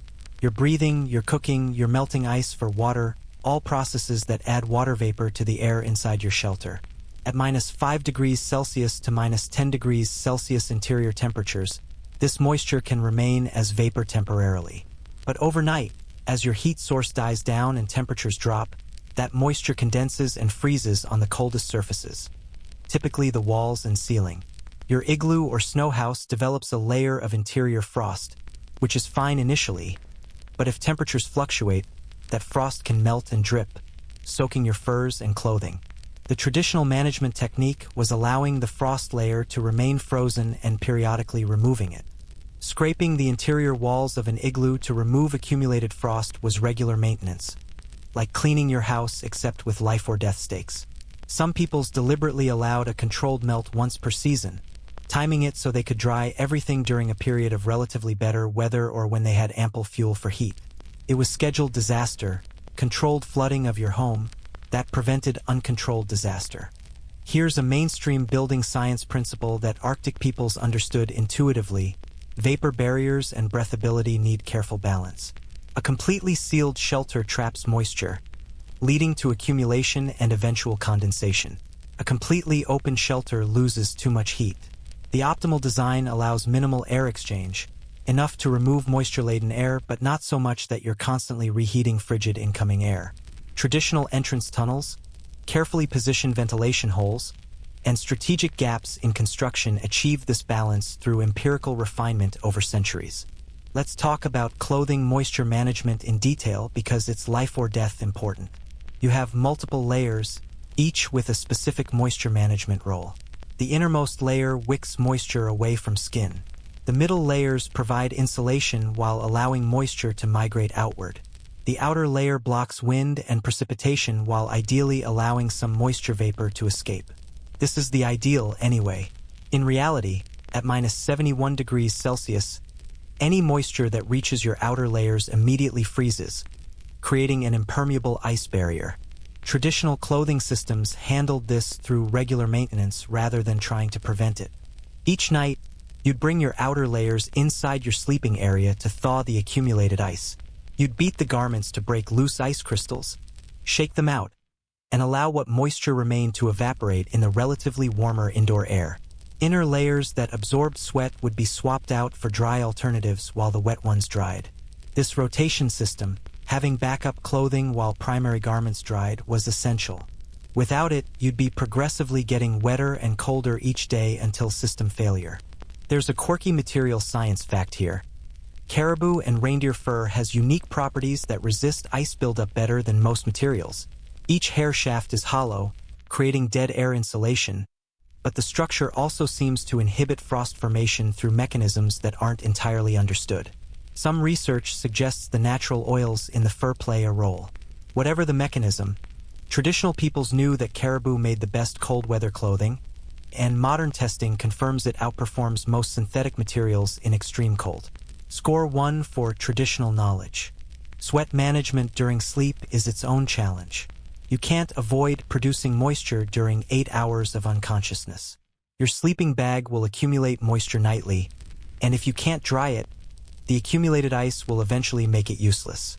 Traditional sleeping arrangements included taking your sleeping furs outside on clear, cold days and beating them vigorously to remove frost. Direct sunlight, even in extreme cold, can cause sublimation, ice turning directly to vapor without melting, which helps dry things out. But during polar night, when the sun doesn't rise for weeks or months, moisture management becomes extremely difficult.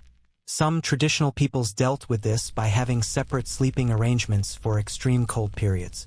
They might use one sleeping bag for a few nights, then switch to a backup while the first was dried and frost removed. Or they'd sleep in shifts, allowing heat from the active person to help dry the recently used sleeping gear. These strategies sound absurdly complicated, but they were necessary for multi-week or multi-month survival in conditions that allowed no mistakes. Cooking moisture is another subtle killer. Boiling water for drinking or cooking releases large amounts of water vapor into your shelter. A liter of boiling water releases roughly a liter of vapor if allowed to boil away, and even careful cooking releases significant moisture. This vapor adds to the shelter's humidity load, eventually condensing on cold surfaces. Traditional cooking methods often involved covered pots to minimize vapor escape, and people would time cooking for periods when they were also actively heating the shelter, managing the moisture with warmer air. Your breath is producing fog constantly at -71 degrees Celsius, visible clouds of moisture that instantly crystallize. If you're wearing a face covering, that moisture condenses on the fabric, freezing it stiff. Scarves and face masks become crusty with ice within minutes. The solution is having multiple face coverings that you can rotate, allowing frozen ones to thaw indoors while wearing a dry one outside. Or you position face coverings to allow exhaled breath to escape to the sides rather than freezing directly in front of your mouth. There's an ongoing debate among cold weather gear designers about whether modern waterproof breathable fabrics like Gore-Tex work at extreme cold. The technology is designed to allow water vapor to pass through while blocking liquid water, but at -71 degrees Celsius, vapor immediately freezes on any surface, potentially blocking the membrane. Some research suggests these materials work poorly in extreme cold, while other studies show they perform adequately if managed correctly. Traditional peoples didn't have this technology and worked with natural materials that had their own advantages and limitations. Tears and nasal discharge freeze on your face at -71 degrees Celsius, which sounds minor until you experience it. Your eyes water in response to cold air, and those tears turn to ice on your eyelashes and cheeks. Your nose runs as your body tries to warm and humidify incoming air, and that mucus freezes. You develop ice formations on your face that can actually cause minor cold injury if left too long. The solution is periodically wiping your face to remove moisture before it freezes, using the back of a mittened hand or a scarf. It's another small maintenance task that's easy to neglect but important for preventing accumulated problems. Historians document cases from early polar expeditions where explorers' entire outfits became progressively more ice-laden over weeks of travel, adding pounds of dead weight that provided no insulation. Some explorers reported clothing becoming so stiff with accumulated ice that it was difficult to move normally. This was a failure of moisture management. They didn't understand the principles and paid for it with misery and sometimes death. Indigenous peoples traveling similar distances and durations maintained flexible, functional clothing through constant attention to moisture. The psychology of moisture management is challenging because the dangers aren't immediate. Sweating feels natural and doesn't hurt. Wet clothing doesn't kill you immediately. It kills you hours later when you've stopped moving and your metabolic heat production drops. This delayed consequence makes it hard to learn from mistakes. By the time you realize you've sweated too much, you're already in trouble. Traditional knowledge systems pass down specific warnings. Never sweat. Always adjust ventilation. Change out of wet clothing immediately. These weren't suggestions. They were survival rules encoded in cultural knowledge. There's a quirky survival strategy worth mentioning. The vapor barrier system, where you deliberately trap moisture against your body using a waterproof inner layer. This prevents sweat from soaking into insulation layers but means you're sleeping in your own dampness. It's uncomfortable but can extend the life of your insulation in situations where you can't dry gear regularly. Some modern extreme cold expeditions use this technique, though it requires mental toughness to voluntarily sleep in clammy conditions. Your body's moisture production never stops. You can't turn off breathing, you can't eliminate perspiration entirely, and you need to cook and melt ice for survival. This means moisture management is a 24-hour-per-day job that never ends as long as you're at -71 degrees Celsius. It's exhausting, both physically and mentally, to maintain constant vigilance. But the alternative, ignoring moisture until your insulation fails, is worse. You either manage moisture actively or it manages you, and if it's managing you, you're probably dying. You're standing now, fully dressed, having changed out of sleeping clothes into your day clothes. You've beaten frost from your outer layer, checked your mittens for ice accumulation, and adjusted your face covering to direct breath away from vulnerable areas. You've survived another night, but the moisture war never ends. Every action you take today will produce more moisture that needs managing. It's relentless, invisible, and deadly. The silent assassin that's claimed more victims than dramatic freezing ever has. You've mastered the basics: shelter, food, sleep, moisture, but now let's talk about the communities that didn't just survive at minus 71 degrees Celsius for a season or a year, but thrived for millennia. These weren't desperate refugees clinging to existence. They were sophisticated cultures with rich traditions, complex technologies, and social systems so well adapted to extreme cold that scientists are still decoding their innovations. Welcome to the fascinating world of people who made the impossible look routine. The Inuit peoples of the North American Arctic developed what might be the most sophisticated cold weather survival system ever devised. Spread across Alaska, Canada, and Greenland, they occupied some of the harshest environments on Earth, places where temperatures regularly hit minus 40 degrees Celsius to minus 50 degrees Celsius, and occasionally dropped even lower. They didn't just endure. They built thriving communities, raised children, created art, told stories, played games, and lived full human lives while everyone else on Earth was saying, "That's impossible." Their clothing system, which we've touched on, deserves deeper attention because it represents thousands of years of iterative design refinement. A complete Inuit winter outfit might consist of inner and outer parkas, inner and outer pants, multiple layers of footwear, mittens with removable inner liners, and a hood with an elaborate fur ruff. Each component was precisely tailored to the individual wearer. No two outfits were identical because each person's body proportions and heat generation patterns were different. This wasn't primitive clothing. It was custom engineering at the individual level. The stitching techniques alone are remarkable. Traditional Inuit seamstresses used sinew thread and created seams so tight they were waterproof and windproof. Some seams were double-stitched with overlapping folds that created additional insulation channels. Others used special blind stitches that left no holes for wind penetration. A well-made parka might take weeks or months to complete, with the seamstress testing and adjusting the fit multiple times. This wasn't just craft, it was precision engineering where mistakes could kill the wearer. There's a mainstream anthropological fact worth noting. In traditional Inuit culture, women's clothing-making skills were considered as important as men's hunting skills for community survival. A skilled seamstress was highly valued because her work literally kept people alive. Marriage negotiations sometimes focused as much on a woman's sewing abilities as on other considerations. This wasn't sexism, though traditional gender roles existed. It was recognition that survival required both hunting skills and clothing manufacturing skills, and neither was more important than the other. The Saka people, also called Yakut, of northeastern Siberia lived in regions around Oymyakon and Verkhoyansk, where the coldest permanently inhabited temperatures on Earth have been recorded. They developed a semi-nomadic lifestyle based on horse and cattle breeding. Yes, cattle in regions that regularly hit minus 60 degrees Celsius to minus 71 degrees Celsius. This seems impossible until you understand their innovations. They bred hardy, compact horses and cattle that developed thick winter coats and could survive on minimal feed. They built specialized barns with thick walls and low ceilings that trapped animal body heat, creating microclimates warm enough to prevent livestock from freezing. Saka housing, the traditional balagan and later the yurt-inspired dwelling, was engineered for extreme cold. Multiple layers of insulation, strategic positioning of doors and windows, and sophisticated heating systems using enclosed stoves rather than open fires.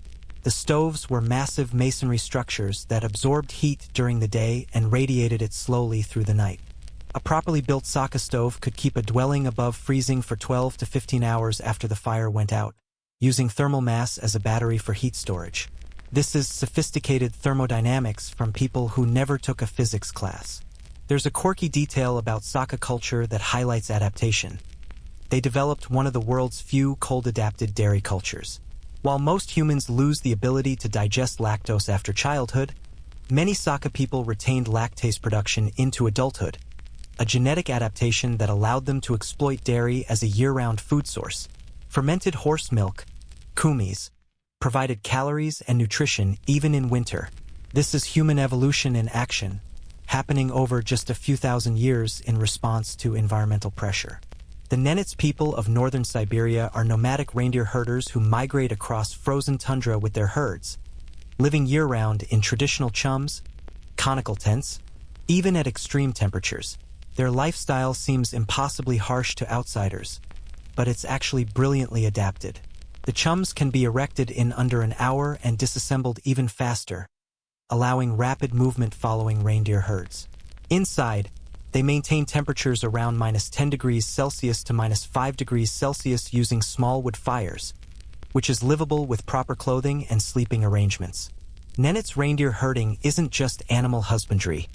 It's a complete ecological relationship. The reindeer provide transportation, clothing material, food, and fuel, dried dung for fires. In exchange, the herders protect the reindeer from wolves, guide them to better grazing, and manage the herd health. It's a mutualistic relationship refined over thousands of years. The Nenets understand reindeer behavior at an extraordinary level. They can predict storms by watching reindeer behavior, navigate using reindeer migration patterns, and diagnose reindeer illnesses by subtle signs that veterinary science is only beginning to understand. Historians still argue about how old these Arctic cultures truly are. Archaeological evidence suggests humans occupied northern Siberia at least 30,000 years ago, potentially longer.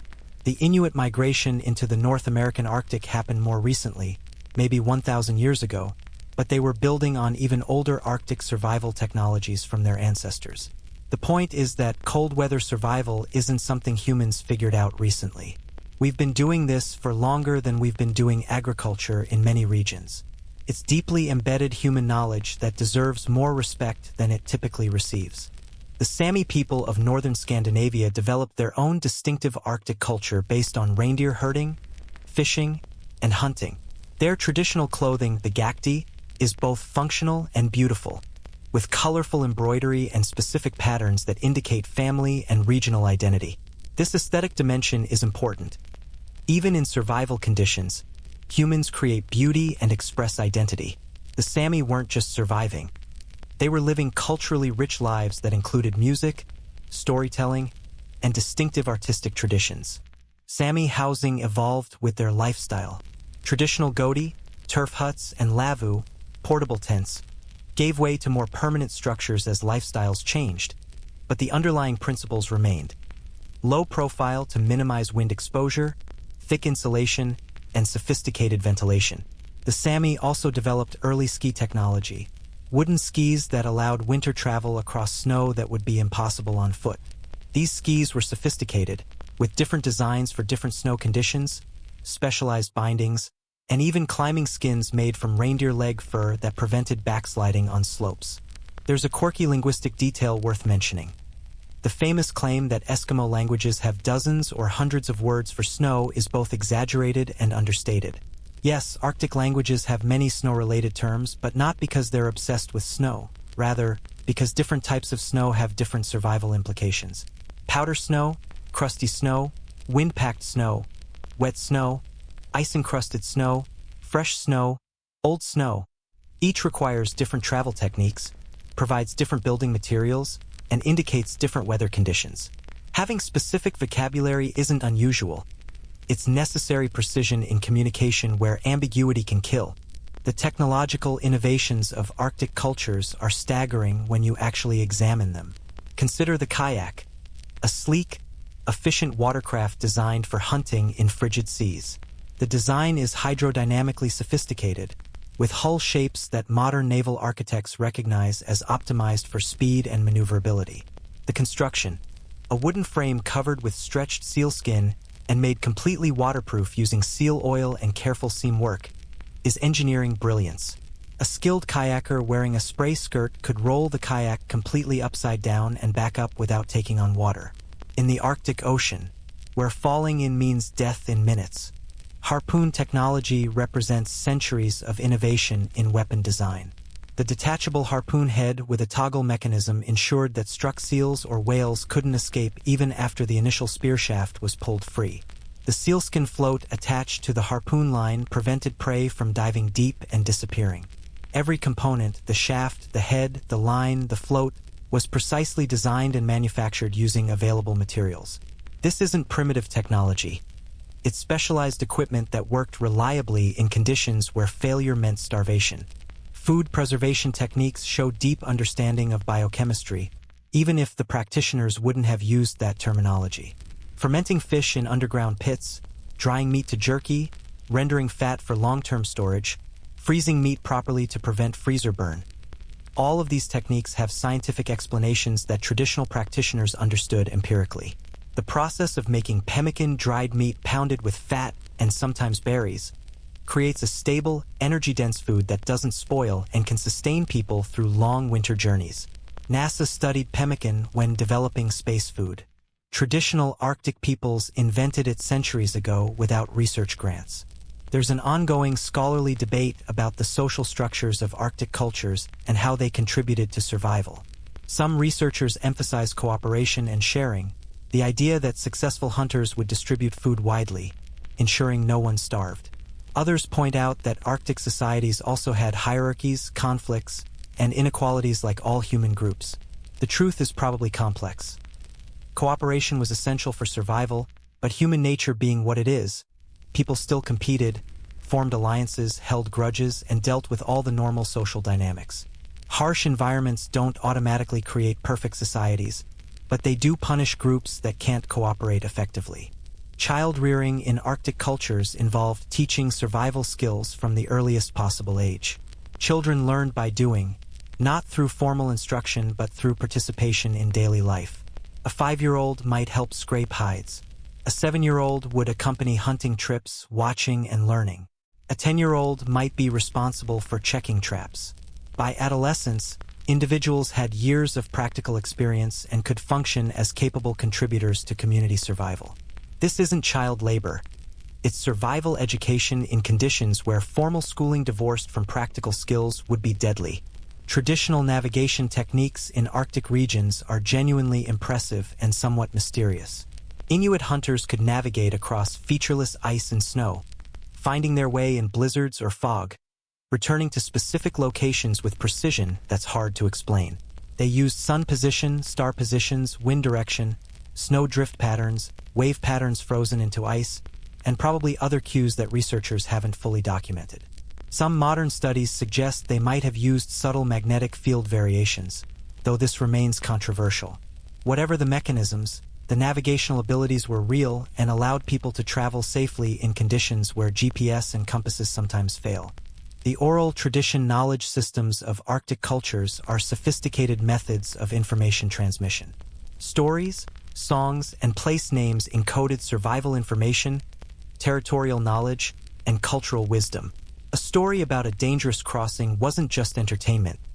It was navigation information and safety warning embedded in memorable narrative form. Historians still argue about how much technical knowledge was preserved in oral traditions versus how much is modern romanticization. But ethnographic work with knowledge keepers suggests that enormous amounts of practical information were indeed transmitted this way. Let's talk about mental health and community well-being in extreme environments because it's relevant to the thriving, not just surviving question. Arctic cultures developed strong social bonds, communal activities, games, storytelling traditions, and artistic expressions that maintained psychological health during long, dark winters. The importance of this can't be overstated. Modern research on polar station personnel shows that isolation and darkness can cause serious psychological issues even with modern amenities. Traditional cultures dealt with the same challenges using social structures and cultural practices that kept people mentally healthy and connected.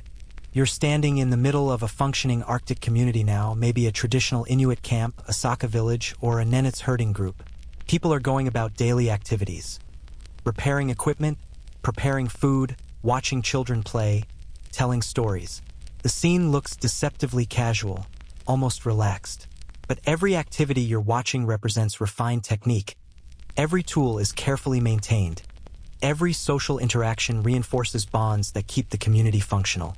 What looks simple is actually the visible surface of incredibly deep knowledge systems running in the background like an operating system that keeps everything working. These weren't primitive peoples barely scraping by. That's a colonialist myth that doesn't survive contact with reality. These were sophisticated cultures with technologies and knowledge systems appropriate to their environments. They solved problems that still challenge modern engineers and survive in conditions that kill unprepared people in hours. The fact that they did this for thousands of years, passing knowledge across generations, raising children who became healthy adults, and maintaining cultural richness and artistic traditions, that's not just survival, that's human flourishing under extreme conditions. You've been at -71 degrees Celsius for days now, maybe weeks, and something strange is happening inside your head. The cold is no longer just a physical challenge. It's seeping into your psychology, reshaping how you think, feel, and perceive reality. Welcome to the final frontier of extreme cold survival. Maintaining your sanity when the environment itself seems designed to break your mind. Let's start with the obvious problem: darkness. If you're experiencing Arctic winter at high latitudes, the sun has disappeared entirely. Not just hiding behind clouds, actually gone. Below the horizon for weeks or months depending on how far north you are. At the North Pole, polar night lasts roughly 6 months. Even at more moderate Arctic latitudes, you might have only a few hours of twilight per day during deep winter. Your circadian rhythms, those internal biological clocks that regulate sleep, hormone production, mood, and dozens of other systems, are screaming in confusion because the light cues they evolved to follow have vanished. Your brain produces melatonin in response to darkness, making you sleepy. Normally, morning light suppresses melatonin production and wakes you up. But when it's dark for 20 hours a day or continuously for weeks, your melatonin regulation goes haywire. You feel perpetually drowsy, or you develop insomnia because your sleep-wake cycle has detached from any regular pattern. Your mood drops because serotonin production, which is linked to light exposure, plummets. You're not just cold and tired, you're sliding towards seasonal affective disorder on steroids. There's a mainstream psychiatric fact here. Seasonal affective disorder, SAD, affects roughly 5 to 10% of people in temperate climates but shows much higher prevalence in extreme northern latitudes. Studies of modern Arctic populations show rates of depression and mood disorders significantly elevated compared to populations living at lower latitudes. This isn't weakness or poor adaptation, it's biology responding to an environment that human brains weren't optimally designed for. The fact that traditional Arctic cultures developed coping strategies effective enough to maintain functional societies speaks to remarkable cultural adaptation. Traditional cultures combated darkness-related mood problems through several strategies. First, artificial light, even the dim glow of oil lamps, provided some visual stimulus and helped maintain activity rhythms. Second, structured daily routines created temporal anchors when natural light cues were absent. You woke at a specific time, performed specific tasks in sequence, and maintained social interactions on regular schedules. This imposed structure helped prevent the drift into disorganized sleep-wake cycles that can happen in continuous darkness. Social connection is crucial for mental health in isolation and darkness. Traditional Arctic communities maintain tight social bonds through communal living arrangements, storytelling sessions, games, and shared work. Humans are intensely social primates, and isolation, even in groups, can trigger psychological distress. The long winter nights were times for storytelling, skill teaching, equipment maintenance done communally, and social bonding. This wasn't just entertainment, it was psychological survival strategy. There's a quirky traditional practice worth mentioning. Many Arctic cultures had specific games, competitions, and celebrations during the darkest parts of winter. These events broke up the monotony, gave people something to anticipate, and reinforced community bonds. Some groups had elaborate storytelling competitions where participants would try to make others laugh or stay engaged through entire nights. Modern polar station psychologists recommend similar strategies: regular social events, game nights, anything that maintains morale and gives people positive experiences to anticipate. Sensory deprivation is another psychological challenge. At -71 degrees Celsius outside, you can't go for a casual walk. You're confined to shelters for extended periods, experiencing limited sensory input. The environment outside is visually monotonous. White snow, dark sky, few landmarks. Inside, your world shrinks to the same few people, the same small space, the same limited activities. Your brain, which evolved for rich, varied sensory input, starts doing weird things when deprived of stimulation. Hallucinations aren't uncommon in extreme isolation and sensory deprivation. Modern Antarctic personnel sometimes report seeing or hearing things that aren't there. Phantom companions, voices, visual distortions. Historical accounts from early polar expeditions include similar reports. Some researchers attribute this to sensory deprivation combined with stress and possibly nutritional deficiencies. Others suggest it's the brain's attempt to create stimulation when external input is minimal. Either way, knowing that your senses might start lying to you adds another layer of psychological challenge. The cold itself affects cognition in ways most people don't realize. As your core temperature drops even slightly, staying within survivable ranges but at the lower end, your mental processing slows. Reaction times increase, decision-making becomes impaired, and you might not even notice it happening. This is dangerous because you're making life-or-death decisions about shelter, clothing, and activity while your cognitive abilities are subtly degraded. Traditional cultures probably adapted to this through extensive training and cultural practices that reduced reliance on complex decision-making in crisis situations. Sleep deprivation compounds everything. We discussed the physical challenges of sleep at extreme cold, but chronic poor sleep has severe psychological effects. After several nights of fragmented, inadequate sleep, your mood crashes, anxiety increases, irritability spikes, and cognitive function deteriorates. You become more prone to making mistakes, more likely to take unnecessary risks, and less able to regulate emotions. In a survival situation where alertness and good judgment are critical, sleep deprivation is a psychological time bomb. There's an ongoing debate among psychologists about whether traditional Arctic peoples experienced these psychological challenges differently. Some research suggests that growing up in extreme environments provides some psychological resilience. You develop coping strategies from childhood, and the environment seems less alien because it's all you've known. Other research finds that psychological challenges are universal and that Arctic populations aren't immune, just better equipped with cultural tools for managing them. The truth is probably somewhere between these positions. Boredom is a genuine psychological threat that sounds trivial but isn't. Humans need mental stimulation and purpose. Confined to a shelter with limited activities for weeks or months, the lack of novelty and challenge can cause significant distress.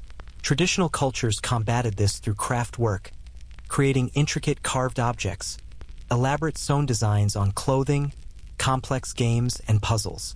These activities provided mental engagement and a sense of accomplishment that helped maintain psychological well-being.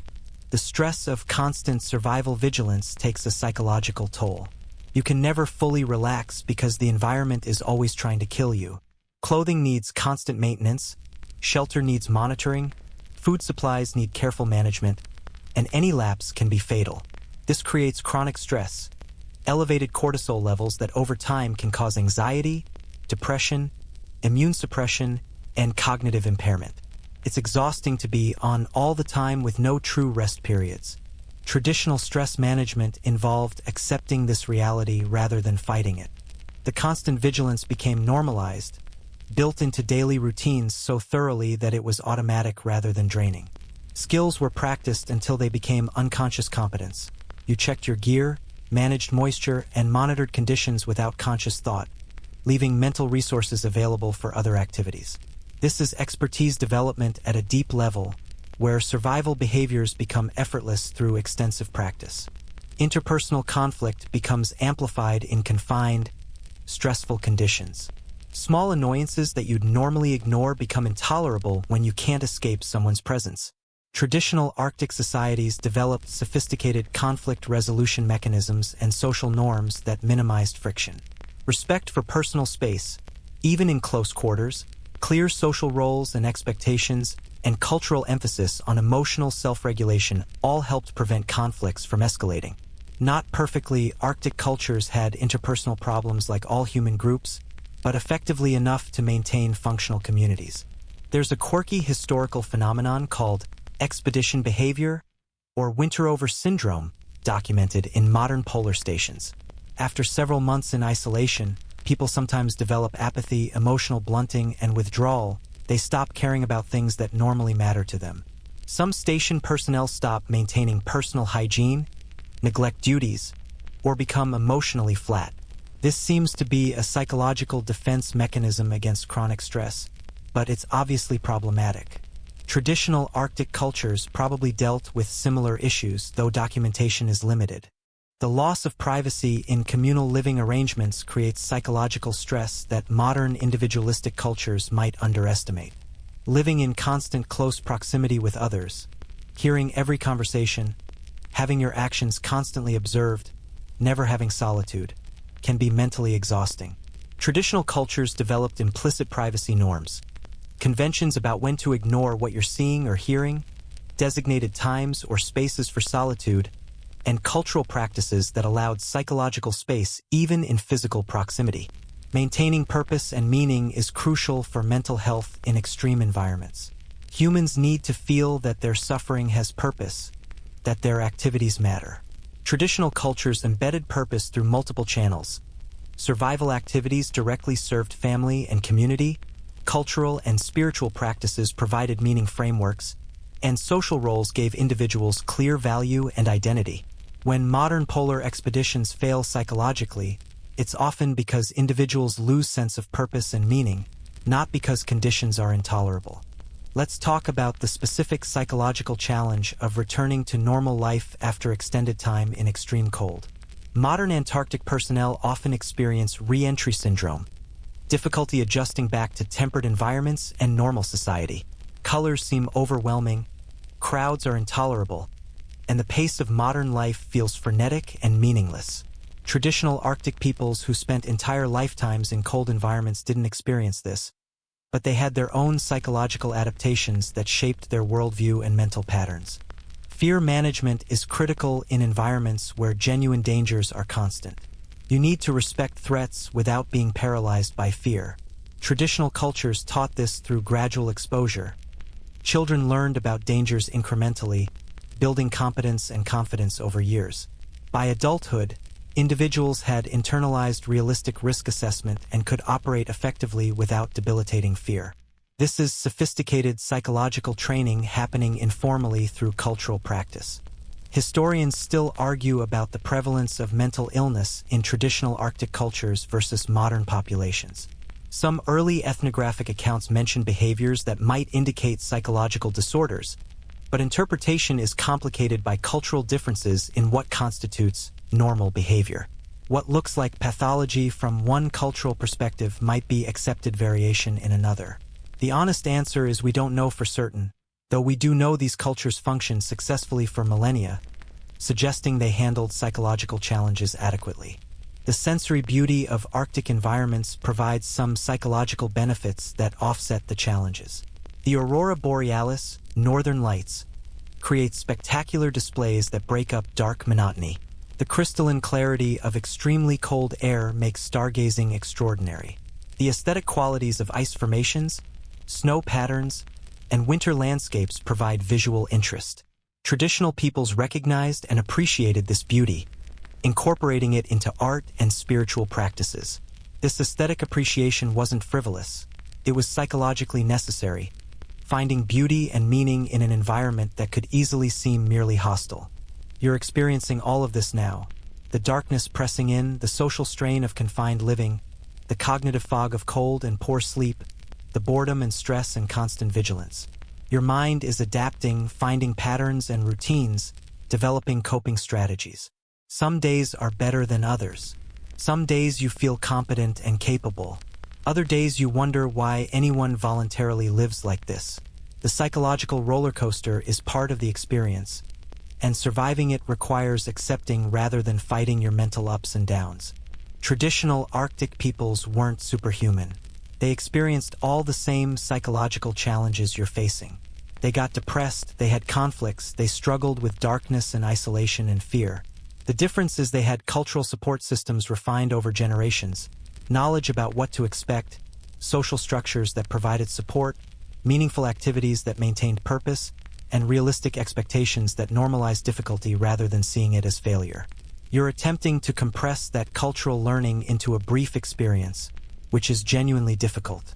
As winter slowly transitions towards spring, assuming you survive long enough, the return of light is psychologically transformative. That first glimpse of sun after weeks or months of darkness triggers genuine euphoria in most people. Mood lifts, energy returns, and the world suddenly seems possible again.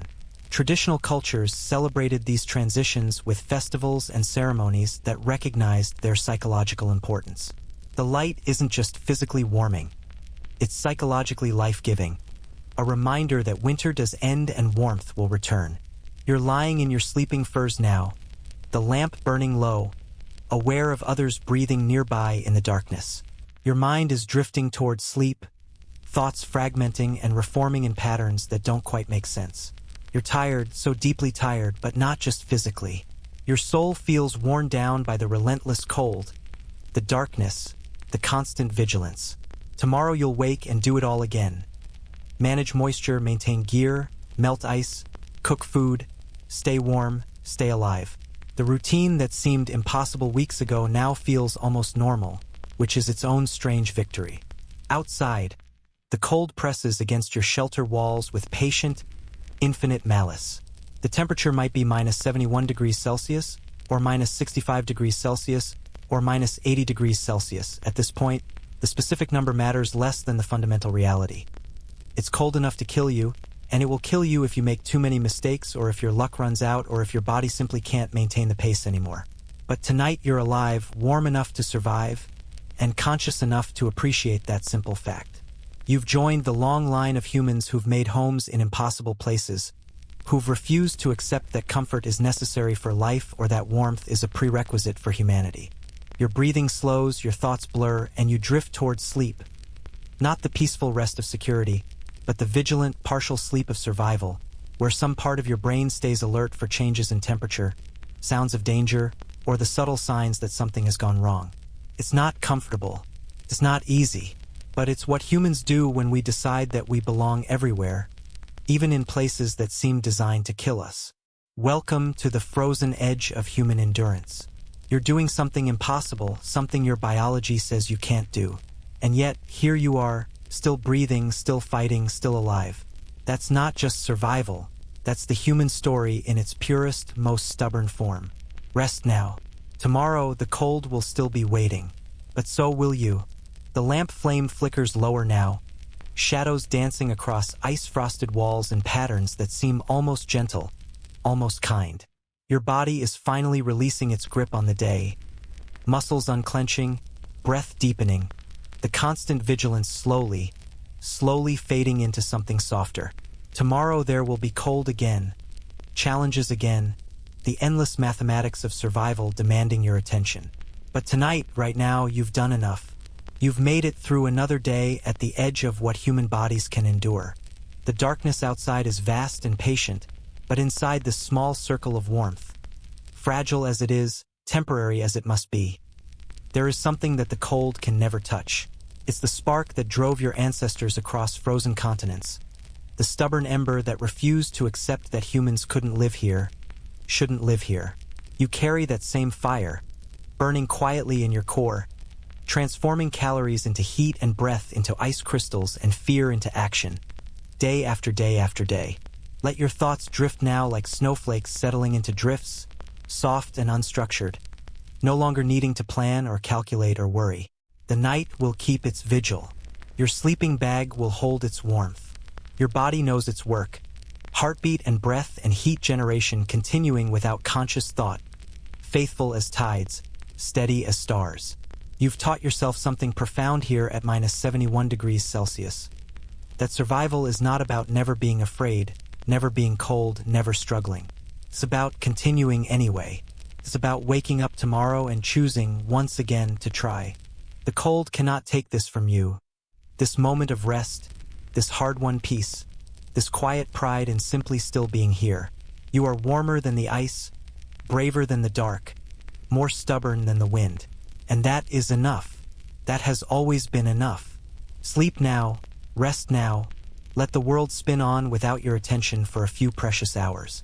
You've earned this peace. The cold will wait. It always does. But tonight you've won again. Sweet dreams, survivor. Sweet dreams.